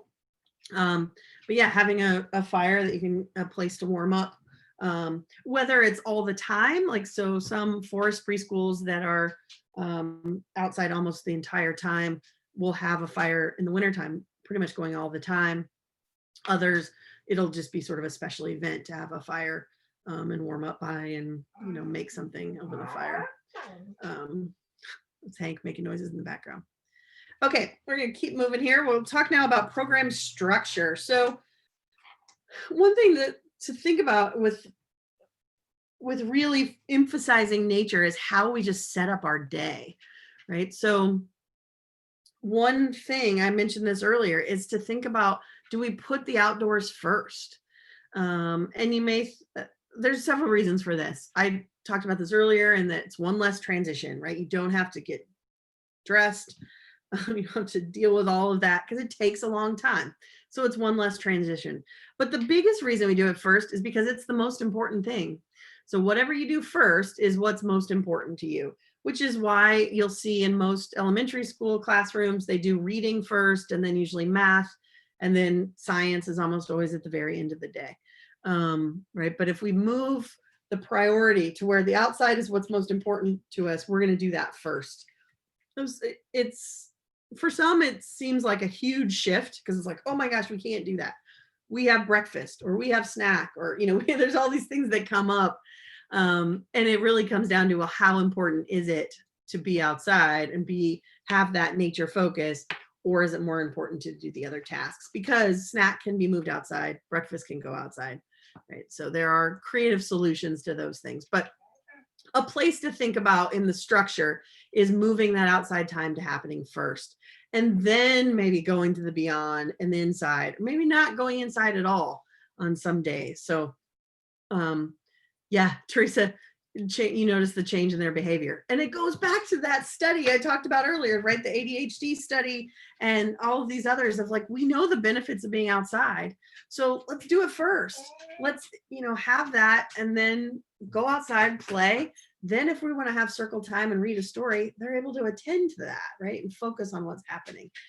And then, yeah, for the most part, you can be outside the whole time, especially now with COVID. I mean, there's sort of a need to be. But even prior to that, like most of the year in the Midwest, we could be outside all day, if not, you know, or most of the day. Because as long as they're dressed right, they can be outside. There isn't really a need to come back in most of the cases. So another shift is to think about having snack outside, and because this is the logistics of snack tends to be what brings people back inside. It's like, well, but we got to have snack. You know, we've got to do that, and that has to be inside. Well, no, it doesn't have to be inside. It can be outside, right? You could take it on the trail with you. You could have it in the outdoor play area. So there's options that way in terms of moving snack. Then it's thinking about, how do we move from going outside on these nice sunny days like this on the left here, where she's doing color matching. By the way, those are color chips from the hardware store, matching to the sumac there. You know, go from those beautiful sunny days to, we're going to go outside in all weather, even in the winter time. Even if it's just occasionally, we're going to just start going out sometimes in the rain, sometimes in the snow, and see it grow from there. Then, you know, over time, that will become such a norm that will be able to happen every day. So then it isn't just a novel thing that sometimes we're out when it's raining, but no, we're outside no matter what. Rainy days are different than snowy days, and we're just out there every day, so that it's a regular thing. All right. Oh yeah, outside cooking space, absolutely. And then you can be outside. You can have that snacks outside if you can just cook out there. And back to the fire piece. So especially those more forest preschools that have a fire going and it's warmth, they can also cook over that and have that be snack or mealtime as well. Do most nature schools have outdoor privies? I would say not. I wouldn't say most. Some do. Yeah, it depends. But there definitely needs to be a solution for toileting outside if you're going away from the building. And so sometimes that means programs have an outhouse kind of built privy system. Sometimes they have like a privacy tent and then a little potty chair, basically like a camp potty chair they'll take with them. You know, for some toileting, you can, if it's just sort of emergency toileting, you know, you can have them go on their own, and then, you know, especially if it's just peeing, right? They can go, and then you have hand washings and sanitizing with you. But if you're going to be out for long periods and not have a building, then you have to have a more involved system for collecting waste, getting rid of it, and hand washing, so forth. So most programs are going back to some place for the bathrooms. There aren't very many, honestly, that are doing an entirely outdoors, even toileting outside. There are some, but there's an outhouse, but a long walk. Yeah. I mean, if you gotta pee, you go behind a tree and pee, right? And even some places, if you have sort of a designated play space, they will, what they call a pee tree, like that's the tree that we go and pee behind. So we don't play behind that tree because that's gross, right? So, you know, where it gets into, pooping outside is a whole different ball game. And yeah, most programs treat, like Teresa's, they're going back inside, fairly close to a bathroom. Now, some places they have like forest preschools that are using city parks, or for those of you that are in county parks that you're thinking about working with a preschool program, you know, they'll have porta potties and then a hand washing station right by it. So as an option, yeah, but the camp toilet or camp bucket kind of solution, with a privacy tent and then hand washing that goes along for those that are leaving for long periods of time is generally the solution. So my daughter called me and informed me a new student in our program, he has a penis, he's welcome to pee in the woods. Yeah, and we got to get over that, right? Because girls can pee in the woods too, by golly. It's just more complicated, but it's an important skill for girls to have. Like how to handle that. That's probably actually come in one of, it's an important skill. Come in handy. Sometimes even in urban areas where I've like, I was in the tube in London and this is gross, but I really need to go to the bathroom. And the guy working, like the employee that worked for the tube, you know, he was like, I said, you know, is there a bathroom nearby? He's like, no. He's like, just go down there. And I was like, what? And he had me walk down the track, like into and just go. And I was like, okay. But I was so grateful that I knew how to pee in the woods, even though I was peeing underground in the tunnel. But anyway, it was, you know, the skills that you never know where they're going to apply. And yeah, I'd totally rather dig a hole. It comes down to what is the property, right? What's the space? We also have to think about leave no trace practices. How much are we there? How many people or other people are using that space? So, but yeah, personally, I'd rather do that as well.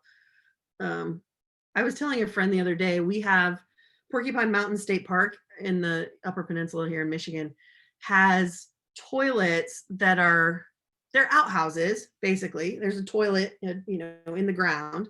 So the toilet's sitting there, but there's no walls on the outhouse. So it's literally just the toilet in the woods. And it's amazing because you're just like, you got these wonderful views, but you can sit and enjoy your time. And anyway, toileting, I tell you, it's fun. Okay, we are at 3 o'clock. I know we only have an hour left, but let's take a really quick, we'll try to do this at 5, if not even maybe a little bit less. And take a quick break, get something to drink if you need to, toilet if you need to, and then we'll come back. Sound good? Okay.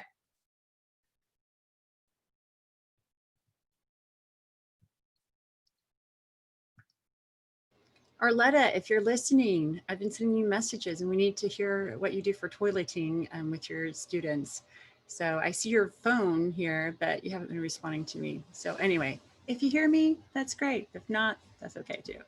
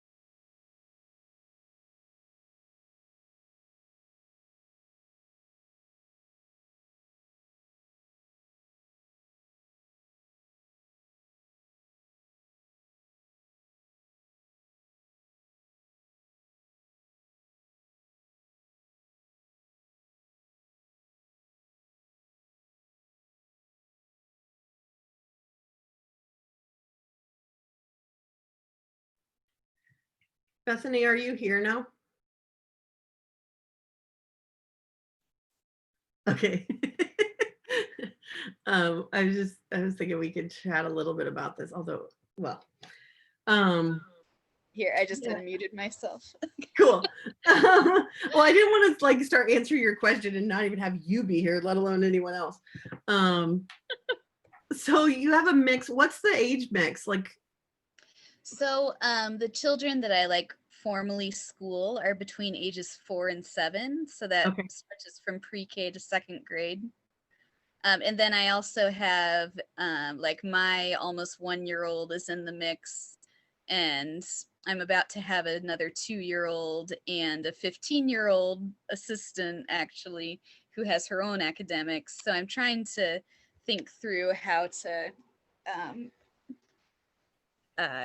what's it called, structure everything to meet yeah, needs, you know. and individualize everyone's needs. Yeah. I mean, I think, assuming that play is still your primary focus, Yeah. having a mix of different kinds of materials available and really allowing them, it will naturally unfold in terms of like what the 7-year-olds want to do versus, what the 2s want to do. Their play that way. I think probably where it's going to be hardest is when it comes to like your more teacher-led times, right? Like the more focused. So even in terms of structure, like maybe you have a longer free play time, and then you could kind of do some focused work with different age groups and maybe have an activity specific for that group for 10 minutes or, and move within that free choice time. And that could be in the outdoor play area, but you could also do that in the beyond as well. Sure. So, travel there and sort of set up as now we're going to be here for an hour and have choice and have maybe you, in that case, you have a material station that you could take with you to have, different materials available. I don't know if are there other things you're concerned about in terms of that differentiation? I think it's more for me, what I'm hearing and kind of taking away from this is that I'm needing to learn how to trust the process and trust nature to provide all the opportunities and just get more comfortable with giving up control myself is what I'm hearing. Yeah, I mean, that's often the common denominator for a lot of educators. Like that tends to be the thing. The first place is like, okay, I'm going to give up control of what's happening here. But then the next thing is to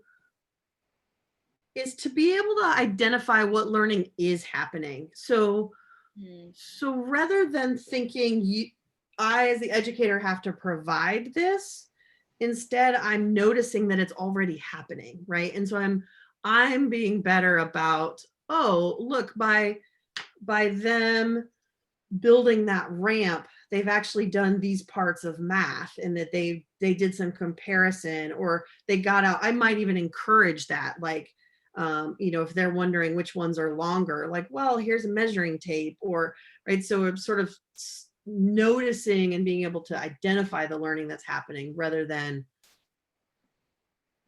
setting it up. Is that? Yeah, that's helpful. That's yeah. So that's a big part. I think one thing that comes into like letting go of that, right, is and honestly, that all comes back to, I think people are starting to gather back now. So it comes back to this idea of play in general. I mean, there's this idea that if they're playing, they're somehow not learning, and it drives me batty because no, that's exactly what they're doing, right? But parents, and I think this is really probably where it comes back to, is we're worried about sort of answering to parents that yes, this is what they're learning.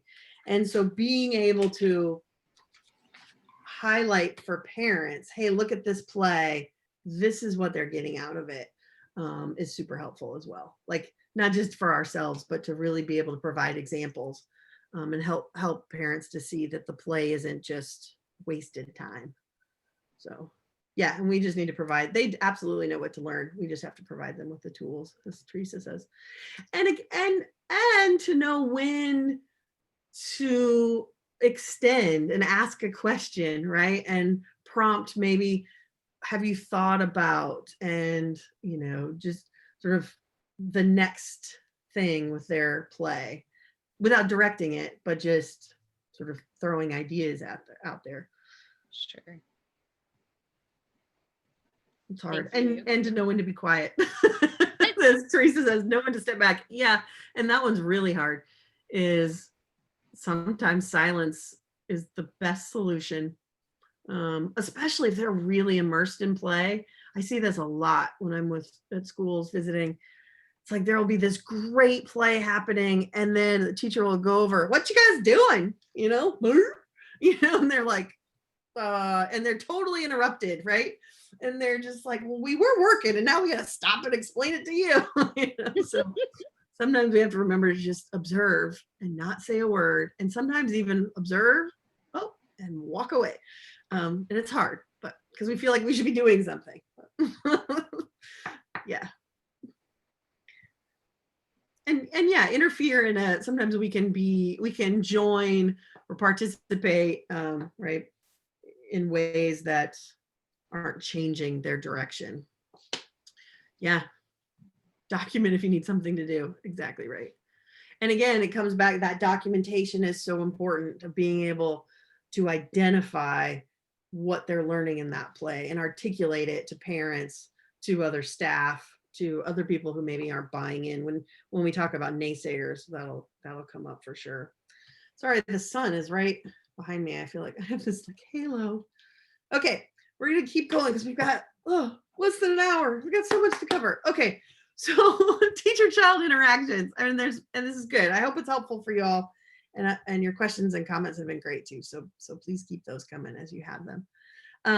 So now let's talk about teacher-child interactions. And this sort of gets, I mean, it's this big idea, huge idea that we were just talking about. But first, as we're working with kids, to think about how we're connecting the learning inside, outside, and beyond. So basically, how are the experiences in these three spaces connected to each other?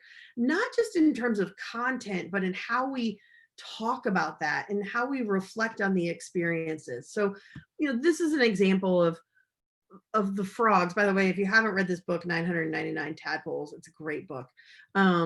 You know, we could read a story in the outdoor play area, then go out to the pond and look for frogs. And then in this photo here on the left, they've brought pond water inside, and those kids that were really into it and want to explore even further can do that as well. So we sort of have these different experiences that all connect and are on the same general idea, right? The same content, but in different contexts. So here on the left, by the way, this indoor pond is 2 hula hoops on top of each other with a binder clip. I have a binder clip here. Yeah. With a big binder clip like this, that's just holding the hula hoops together. But over those hula hoops is a white shower curtain. And that white shower curtain gives enough contrast that you can really see all of the things that are in the pond water there. So that's an example of how the learning is connected across these different spaces, that we haven't done something completely different inside than what we did outside, but it's sort of building on the same experiences. Another example of that is here in the middle is a sign in. So the kids every morning have to sign in just like the adults do. We want to know that the kids are there. And this is part of recognizing them as individuals, right? Acknowledging their presence. So, hey, they're signing in. This morning, what we're asking them is, how many insects are we going to find? So now we've sort of put in the idea that, hey, we're going to be going into the meadow, for example, and look for insects.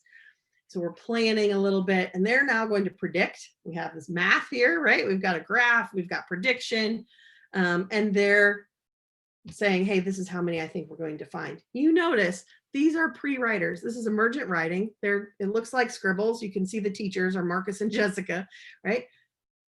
And great.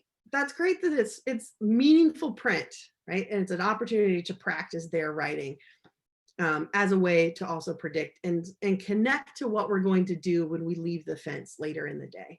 And so then you can go out to the beyond and look for insects, take your magnifiers and sheets. By the sheets, by the way, you put a bed sheet out underneath a shrub and then shake the shrub over the sheet, and all sorts of fun things, spiders and insects will come out. And it's great fun to see. Easy way to collect and see all sorts of things. And then here on the right is back inside. They've brought loose parts, natural loose parts in this case, sticks and acorns and things, and made insects.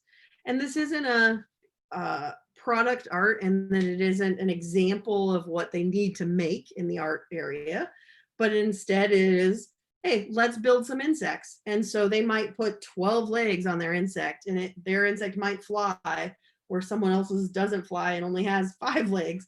And we might talk about that. And for preschoolers, we're not going to worry about the fact that they have more or a different number than 6, right? But we can do compare and contrast among everyone's insects. And again, now they're able to connect back to what we did outside. They're often, you'll hear a kid say, well, I'm building, the dragonfly. Well, they've just found a dragonfly outside, right? So it's their way of making sense of the world, which of course is what play is all about, is children's way of making sense of the world around them.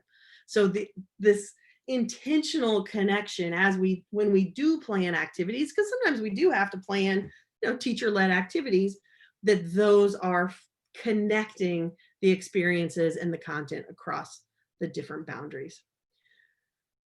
The other part of teacher-child interactions, in addition to connecting the learning, is remembering our own attitudes. So first of all, there's just having enthusiasm for nature and being outside. This is including weather, to really be excited about going out, as opposed to, well, it's kind of rainy, oh, it's cold, I don't want to go, right? Kids pick up on all of that. They pick up on our language, but they also pick up on our nonverbals as well. So to remember that our attitude, that matters. Also to be aware in terms of our attitudes of not putting our irrational fears on children. So spiders and snakes are probably the ones that come up the most, and think about, okay, this is the thing that freaks me out, and I need to walk away and let my co-teacher handle this, or I need to just back up and let a kid, even who's excited about it, they can, deal with that spider. For the most part in the Midwest here, we don't really have much to be worried about. We don't have really spiders. I mean, you all maybe might run into some black widows, maybe. Here in Michigan, we have some in the north, and sort of patches, but not very often do we ever run into black widows. And then snakes, we only have one venomous snake here. It's the Massasauga.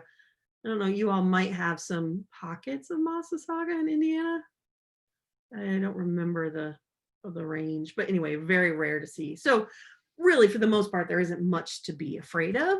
And it's thinking about what is really a hazard and sorting out that. Yeah, I would think, some of your wetland areas, that makes sense that you'd have some pockets too, just like here. But they're so timid and rare, and for the most part, not where kids are going to be playing. But if you have them in your area, then you need to, deal with that and have a plan for that. But for the most part, just thinking about the attitudes that we bring to the table in terms of nature. Yeah, that's why I thought they were like, yeah, that makes sense. And all those fin areas. Because like there's a big group in Kalamazoo, or a population in Kalamazoo, so that makes sense that you'd have some in that northern part of Indiana too. The other part of teacher attitudes is this willingness to embrace the child-led emergent learning. And we were just talking about that on the break, right? Like the willingness to let go of the plan and just roll with it. And it's so hard. And it's really hard to train into people. It's hard enough to do yourself. It's even harder to train your staff to do it. So it's much easier to hire someone that already has that, but it can be done, right? We can change our behaviors, but it's hard, and we have to check each other sometimes. And then the other part of that is supporting appropriate and risky play. We're going to talk about a few of these a little more, So first of all, there's just this willingness to explore and see what happens, right? It's that willingness to embrace the learning with and let things emerge. So, you know, these are some sort of sensory-based activities like the color chips I already mentioned. Mirrors are great for taking out and just seeing what we're going to see. So that is the plan, is that we're going to go and explore. We don't really know exactly what we're going to find, right? We're going to be a little more willing to go with the flow. And also think about how much time. So yeah, we were planning on 45 minutes, but they're really into it. So we're going to stay for an hour and a half, you know, if we can. So, oh, sorry, I missed the comment about we see adult fears are surprisingly common. Oh yeah, adult fears are like, most of the time kids don't actually have the fears. They have gotten the fears from adults who have freaked out around them. So yeah, being aware of our own attitudes is important too. Some of that is also, this comes back to the adults, is being willing to say yes more than no. We often, you hear teachers all the time say, no, you can't do that. A kid will say, can I do this? Parents too. Can I do this? And it's like, no. Well, often if we really stopped and said, why did you say no? The answer is always because I don't want to have to deal with it, because it's going to be messy. It's going to be, you know, there's going to involve cleanup. They're going to have to change their clothes. Like, so, you know, having a place where it's like, yeah, you can do that. Carla talked about this yes space. Carla, I'm guessing, yeah, especially older children, where it's like, yeah, you can do whatever you want to do here. You can do. So if you want to build something, I'm projecting here, Carla, you can correct me if I'm wrong. You know, if you want to build that thing and then jump off of it, okay. Right. And this is where you have to know the age group you're working with, and that you've talked through some of the risky play things, which we'll talk about in just a second. But in general, having an attitude of yes more than no. So often, I mean, adults would look at both of these pictures of kids rolling in the mud and rolling in the puddles, and they would say, no, you can't do that. Well, they're wearing rain suits, right? They're wearing mud boots. Like, they're perfectly dressed. We'll just go back and hose them off. Like, really, what's it gonna hurt? But usually it's because I just don't want to have to deal with it. So being aware of our own attitude that way. So these suits are from EEAI, which is OAKI. I'm pretty sure it's oki.com. You can let me know if that's not true. They used to be called Oki Wear, and now it's just Oki. Yeah, they're great. The rain suits, full body rain suits, are really fantastic. They have like neoprene wrist and ankles. So they work great. Like even this kid in the mud puddle here probably won't get water in his boots, because if those are sealed nice and tight, snug.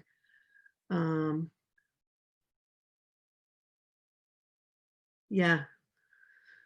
And having so Carla was talking about the yes space. So if you're in a natural area, especially if you're in shared spaces like parks or any area that you have an area that's sort of special and you want to keep it a little more, you know, natural and not destroy all the vegetation and so forth, you can keep that where, no, we don't go there and take things apart, but then have another space. And I think that's what Carla is saying, is that other space where, yes, you can manipulate things over here, is the yes space.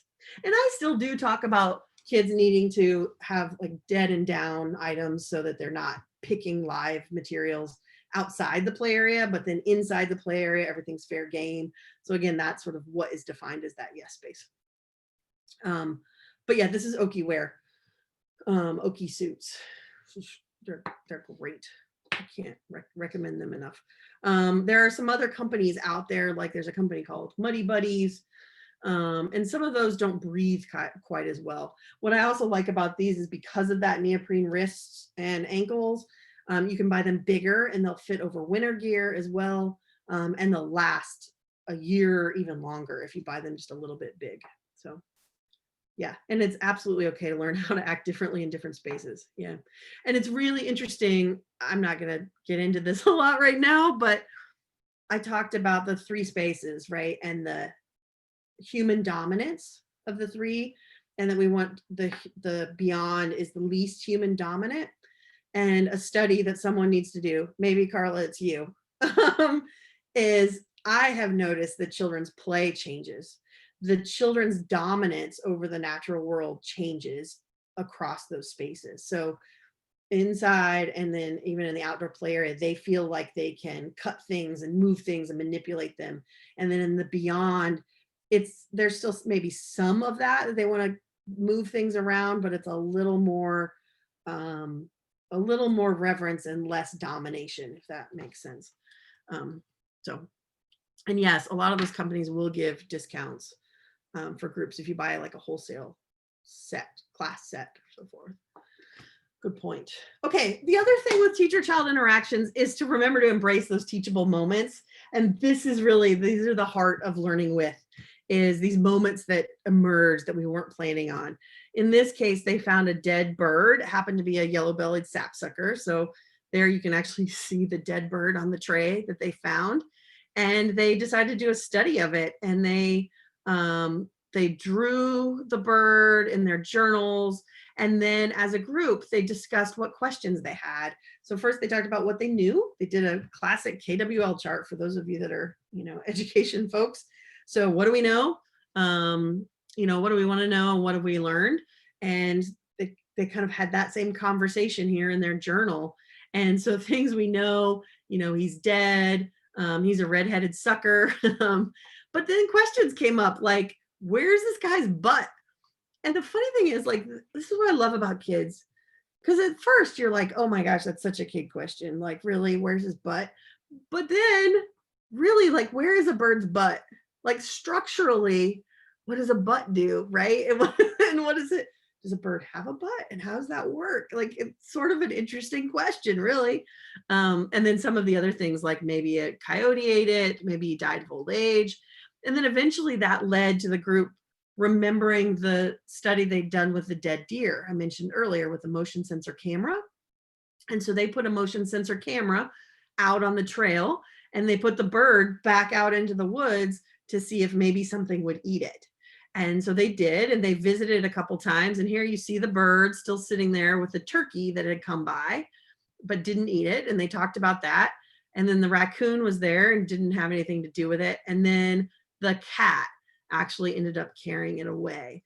And the kid said, why would the cat eat our dead bird? Silly cat. So, this was an example of how the moment of just finding this dead bird led to this longer term study. And so they went back to this camera a couple different times and they pulled the pictures over, this was probably over a week or so that they did this activity. Doesn't it all in terms of its, yes. Okay, so here's a great question. So there's, because I was thinking butt as in like the muscle structure of the gluteus maximus, and you're thinking anus.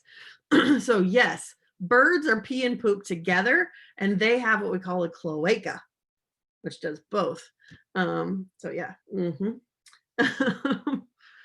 And also like birds, that's where the egg would come out, right? And anyway, it's fascinating. Kids doing science, yes.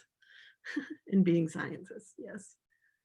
Interesting. Okay, side note, Carla, your comment about kids doing science and being scientists. I saw an interesting study recently that actually looked at that issue of how we label it, and that talking about it as doing science, the kids were more engaged and took it more deep, like had more deep conversations and figuring out than if they were labeled as scientists. So like, how often you'll start a lesson like, we're going to be scientists today, as opposed to we're going to do science.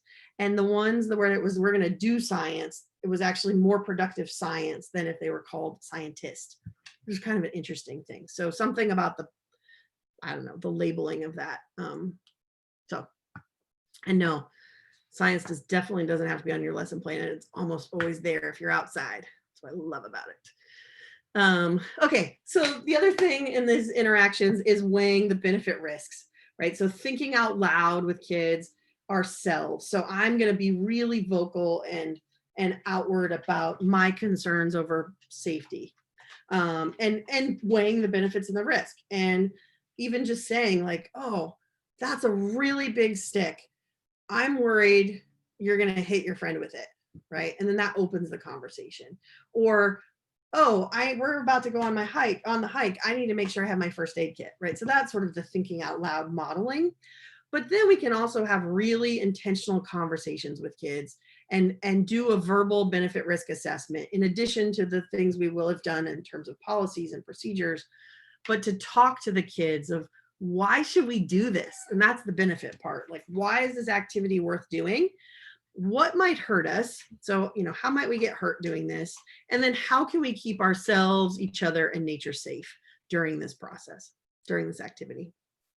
And, you know, it's funny, there was someone, it was actually in Scotland, Claire's program, that she told the story of the licensing people thought they wanted them to get rid of puddles in the play area, and they told the kids about it. They're like, the licensors thinks that we should get oh yeah, sorry, I keep calling her by her first name, Claire Warden, sorry.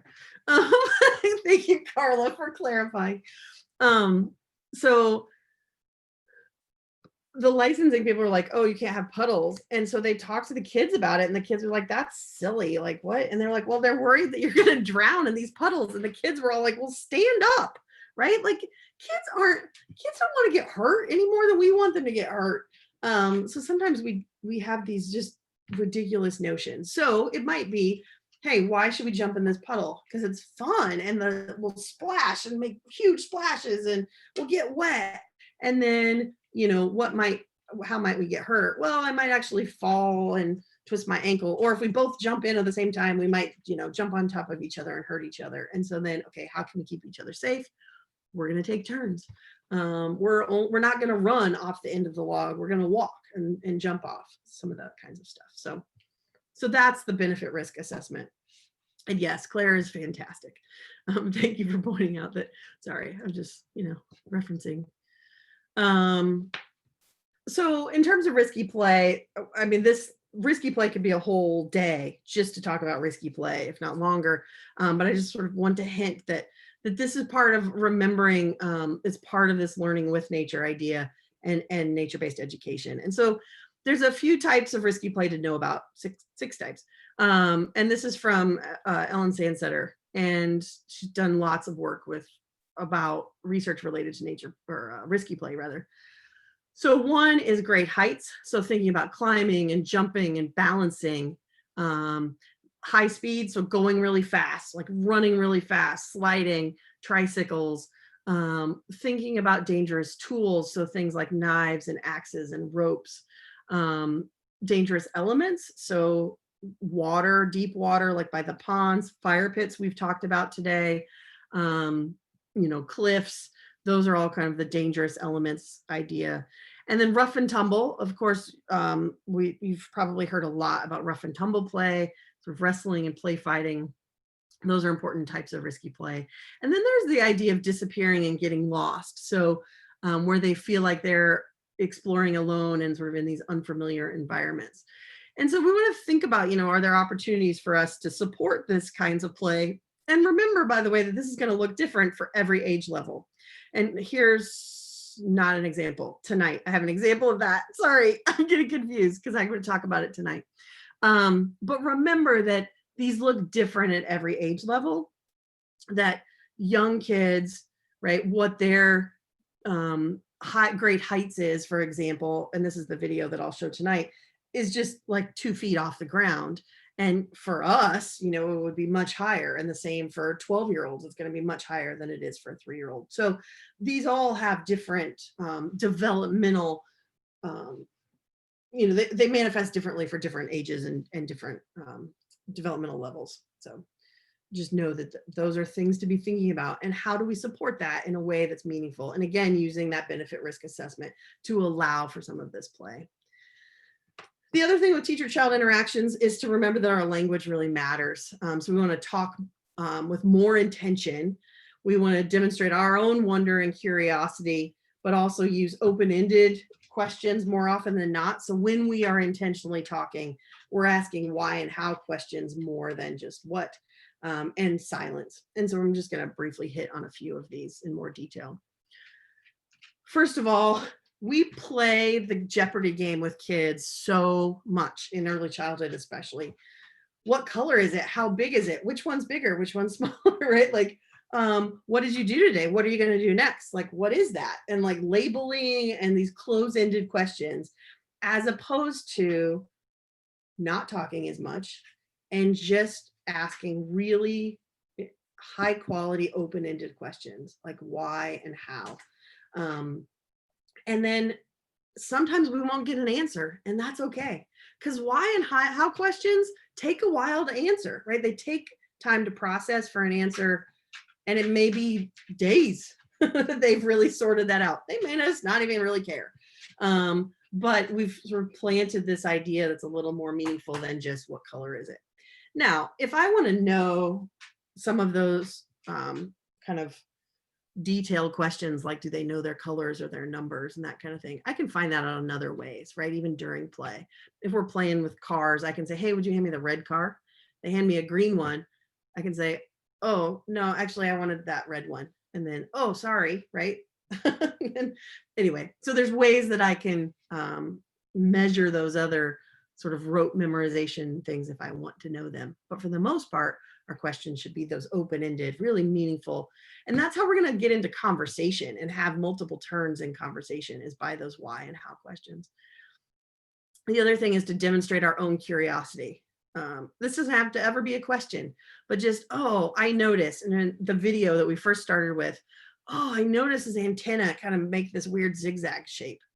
That's it. She didn't ask them, what do they think that is? Why do they think that is? You know, did they notice it too? She just was noticing herself, and her own, there can be your own wondering, your own predictions. And so modeling for them that curiosity. And that's the beauty of learning with nature, is that we often are genuinely curious because we didn't know what we were going to find either. And so I'm not faking it, where so often inside in the classroom, in the traditional classroom, you know, the blocks are the same every day. The cars or plastic cars are the same every day, and the carpet's always there. And there isn't a whole lot that's going to happen that I didn't know was going to happen as an adult. And so it's often sort of contrived. But when we're outside and the environment's changing every day, and now I genuinely don't know. And I am really wondering, and I am really noticing, right? And so it positions the teachers a little different as well.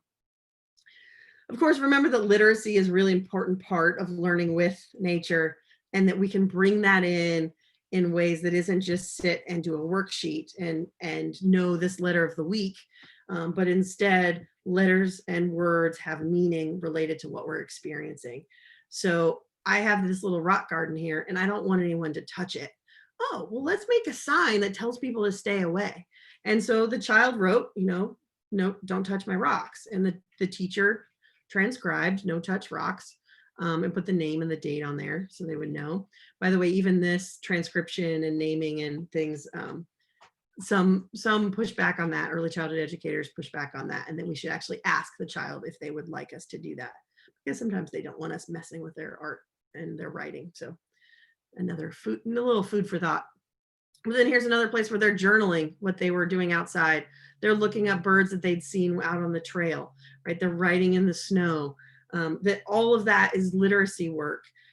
It's all writing. I mean, even the grip on the stick is practicing, you know, and it's all that motor development for eventually getting ready to do our pinching so that we can actually write with a pencil. So literacy is really important. And those books can be used as a way to spark activities out on the hike.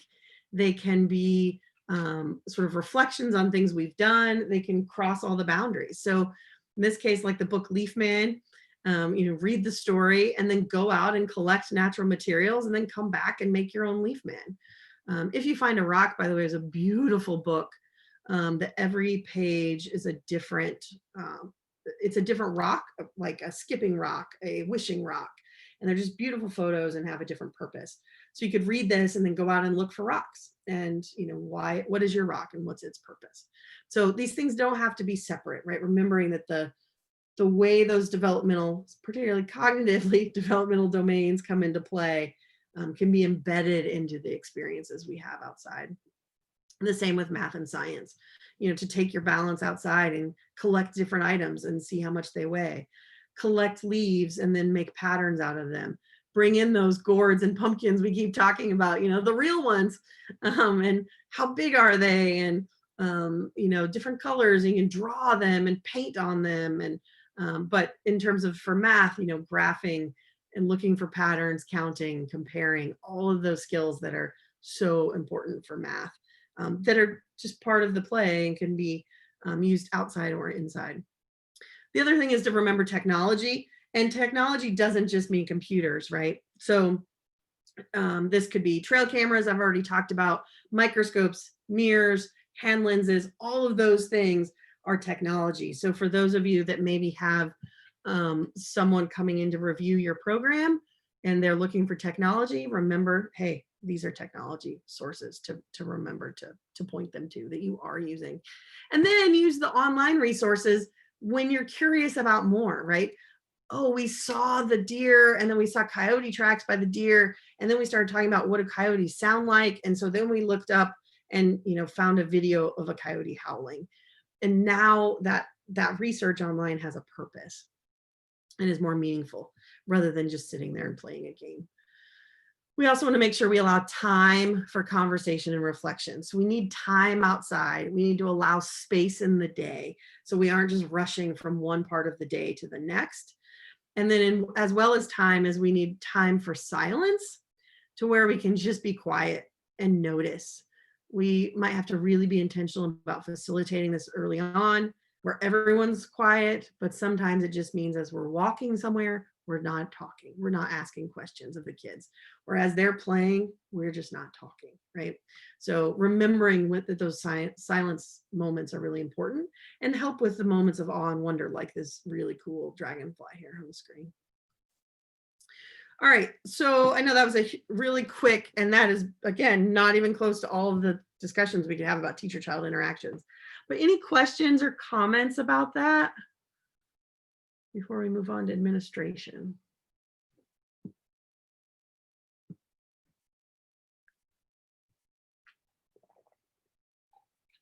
You all still with me? Hopefully. 15 minutes. I know. Whew. It's a beautiful day out. Try not to think about it. We're almost done.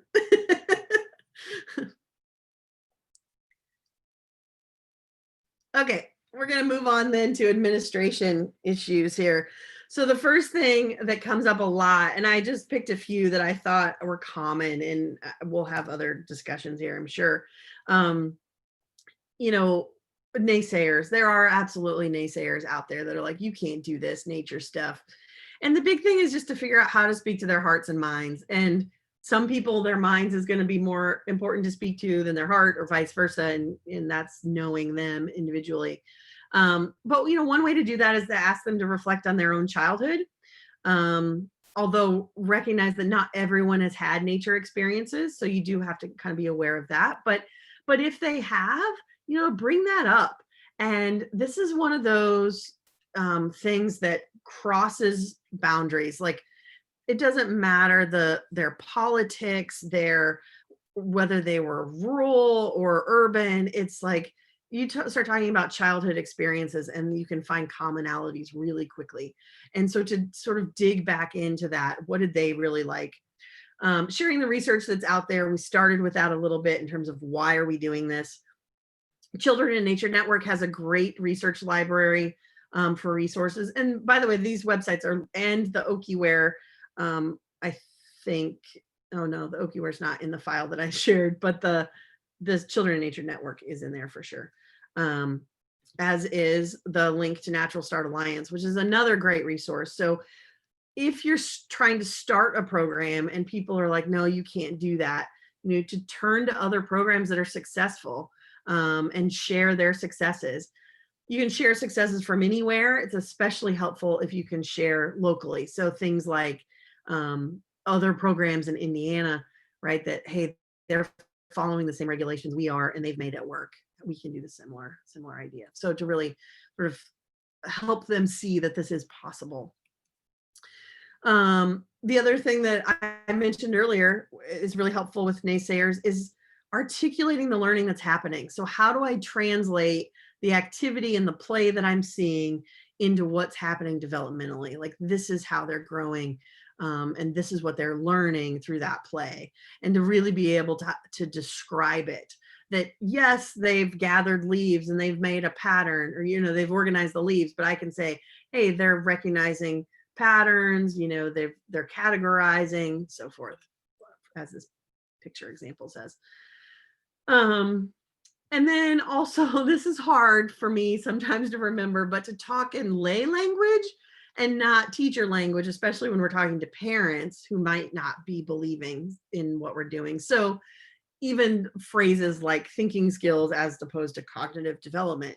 But now if you're talking to a licensing person and someone at the Department of Education trying to convince them, then you're going to want to use cognitive development, right? So this is knowing your audience and using their particular language, and just providing opportunities for ongoing family education about what you're doing, and the role of nature in learning, especially if you have a nature-based program, but you know, continuing to educate them on why nature is critical to the teaching and learning that's happening in your program. Newsletters, Facebook posts, you know, family education nights, but even the fun pictures of kids, you know, making a mud pie, then to articulate, hey, this is, they were comparing their pies, and they were, you know, looking at consistency of mud and texture by mixing more water in. And, you know, I mean, you can get into some of those what's really happening kind of descriptors even in your Facebook post. And then of course, encouraging families to actually volunteer and see what's really happening if they're already involved. And I realize right now this is a challenge with volunteering, but you know, just to think about them actually being able to see it and in the moment. Often people are just so like, oh, this is what childhood's supposed to look like, right? Because yeah, the family involvement really does make a huge difference. And it sounds like, oh, someone did a risky play workshop and asked them, yeah, the risk that they're involved in, and they're like, yeah, I mean, we still risky plays, all different ages, like we still do it. I mean, whether it's driving really fast in your car or you know, it's the classic hold my beer things, right? As if for adults. It's like, that's what that is. It's the same thing. It's just kids don't do that. All right, so then quickly in clothing, we talked about this a little bit, but this one is one that almost always comes up, is clothing. Yes, you should have it and have plenty for everyone, right? If we think that being outside is vital to learning, then we should have the clothing available for them. This is the same as if we think writing is important or drawing, we would have pencils and markers and crayons, right? So purchasing class sets of clothes is important. Having a stockpile of extras that you can draw from. Asking families to donate them when they've outgrown them is a great way to build that stockpile up if you can't just buy a class set. But again, the companies like Okiwear and some of these others will often sell you give you a wholesale rate if you want to have a class set available. The other thing is Goodwill, Salvation Army. Those are great resources for buying hats and mittens and so forth to have in your extras. Then in addition to having it, you have to clean it. So having, you know, kids, remembering the kids and clothes are washable, but having a place to wash things is super helpful, especially for your class set of extras. If you can wash things even during class, if they get really muddy before they go home, some families appreciate that. You will quickly learn which families need that extra customer service versus not. But, you know, definitely if they're getting muddy, to just shake them off, let them dry, and then shake off that extra dirt and then wash it. But having a place that you can hang things outside, even just to keep the indoors cleaner, is really important. And then again, a place to store all of those extras. So for those of you that are just starting a program, thinking about space for that, because you really need, you don't just need a place that it gets stored, but where kids can access it, where teachers can access it, like all the different shoe sizes, all the different clothing sizes, like, and be able to get in there and out quickly without spending a lot of time there, right? You just need to be able to grab what you need and go. Yeah, that's awesome. You have a parent volunteer who does all the laundry. That's great. A lot of times it ends up being one of the teachers has to take things home if you don't have laundry on site. So that's great to have a parent do it. And even you could rotate that, right? Like that could be a great volunteer job just to share the duties. Okay, finally, then I'm going to open it up for administrative challenges you face. Is thinking about working with regulators. So this one comes up a lot. What about licensing, other regulations that's out there? It is absolutely possible to be a licensed program. And I really encourage, if you're starting a preschool or a school like this, that you be licensed if you can be, if that is an option, to be licensed, to go ahead and do that. It just gives legitimacy and a little bit of protection as well to you, but legitimacy to the sort of outside world. But just remembering as you're going through it, it is possible. Programs all over this country are licensed. Yes, every state's different and understanding the rules is different, but it is absolutely possible to do. And remember that licensing really has shared goals, like with us. We just want to keep kids safe. And they're just trying to keep them safe. You know, they're not trying to take joys away from the kids. They're just worried about the sort of minimum that we need to do to keep things safe. So think about the intent of the rules as you're going through, and does this rule make sense in an outdoor setting? We may need to ask for a variance. Remember, that is always possible. So even if the rule says you can't do something or it's a little unclear, you can ask for variance. You will have to give, clear policies and procedures that you've written on how you handle things, but licensing may be willing to work with you. And remember, almost always licensing is going to say what you can't do. So when it comes to like staff qualifications, they say this is what you have to have, but for the most part, they're going to say what you can't do. And so if you don't see it in there explicitly, then it's not a limitation.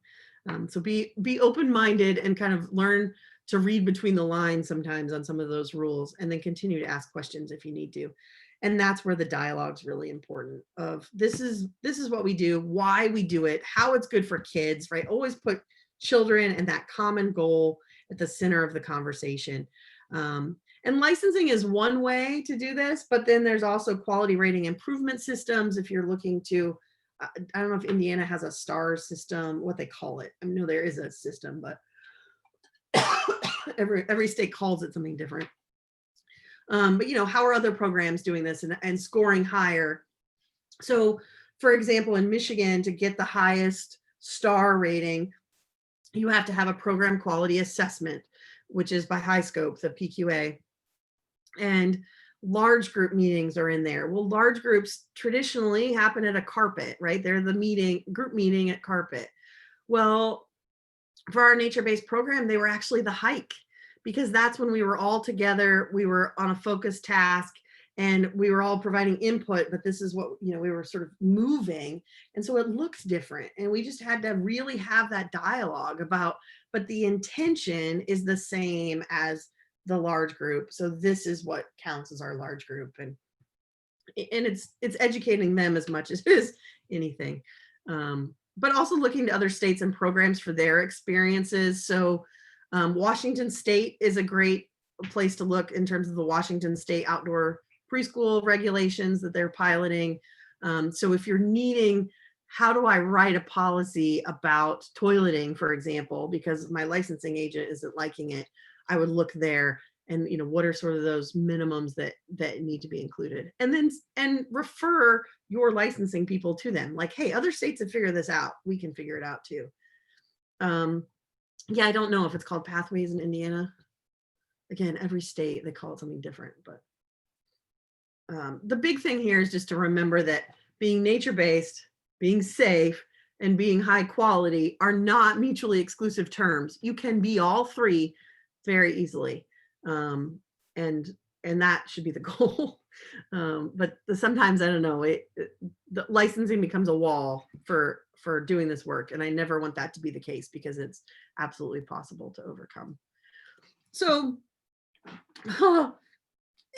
we're at 5 minutes, so we're not going to do breakout rooms. We're just going to stay here together. But I'm going to stop sharing, and just what other questions do you have in terms of administration or paths to quality? That makes sense. Challenges that you're facing that you'd like support with? Because I know some of you are nature-based, some of you are wanting to do more of that.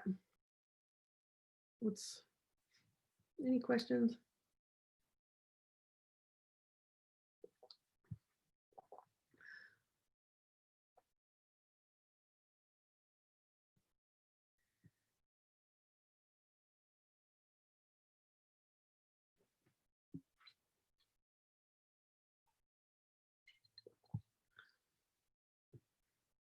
Wait time is always hard for me, but it's especially hard on Zoom because you don't know, like, is someone trying to go for their mute button or?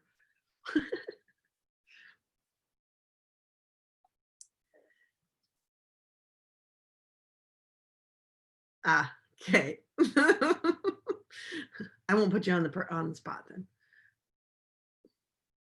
Okay. I'm gonna then just do one last, I'm gonna go back to sharing here. Just to sort of a couple last thoughts, and then I will linger. If you have questions, I'm happy to stay. If sometimes that's easier to have a conversation when there are a bunch of people listening. So just remember, we talked a little bit in the last 3 hours, which I know is a lot on a Saturday afternoon when it is a beautiful November afternoon. So thank you for being here. Remember we talked about why are we doing nature in the first place? What is nature-based early childhood? And think about that, the blending of the best of early childhood and the best of environmental education and how they come together. We hopefully went through some details that were helpful for you in terms of setting up the physical environment, sort of structuring our day, teacher-child interactions. I know we quickly went through naysayers, clothing, regulators. Those tend to be the big three that come up a lot. Toileting, which we talked about earlier. So hopefully that was helpful. Just as you move forward, know that I'm here as a resource. If you have questions or comments, and I can actually also add my email into the chat again. I'd love to hear from you. Also want you to know, actually Monday, I am opening a membership called The Grove. There's 3 live calls a month, and then there's documents and videos and resources and a community forum and all of that. So that opens Monday. We've had a founding group that has started it, and now we're opening the doors. So, but other free resources and videos and things on the website. So know that, and I'm here and happy to answer any questions everyone has. So I will minimize this, but seriously, thank you all for being here, and keep up the great work. The more we do this, the more lives we change, and it's really important. So very important.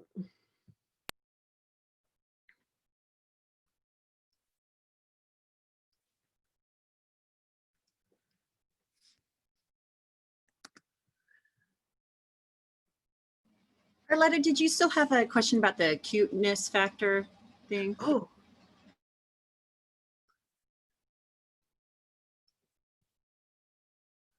Oh, I think you're muted.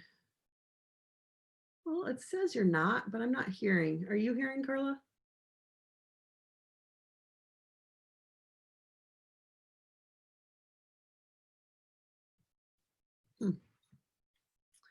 Oh, did I need to put the files in as well? I think with some of the whatever device she's using might be blocking her sound. Oh, darn. Yeah. Myself. Arletta, you can type it if you want to, or you can email it later too to get follow up with it. So Rachel's really, definitely. Yeah.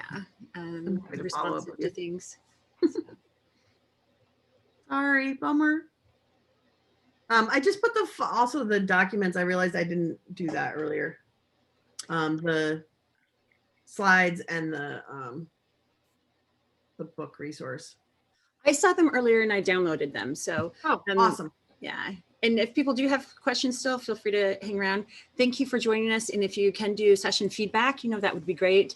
And then we've got a panel session this afternoon. Not sure if you're interested in it or not, but you're welcome to join for it.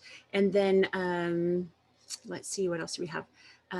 The keynote speaker with Rachel, and trying to end it just a little bit early. So I said an announcement about that, Rachel, about the presidential victory speech starts at 8. And then there's also a virtual social hour at 8:30 where people will have an opportunity to be available for a trivia night.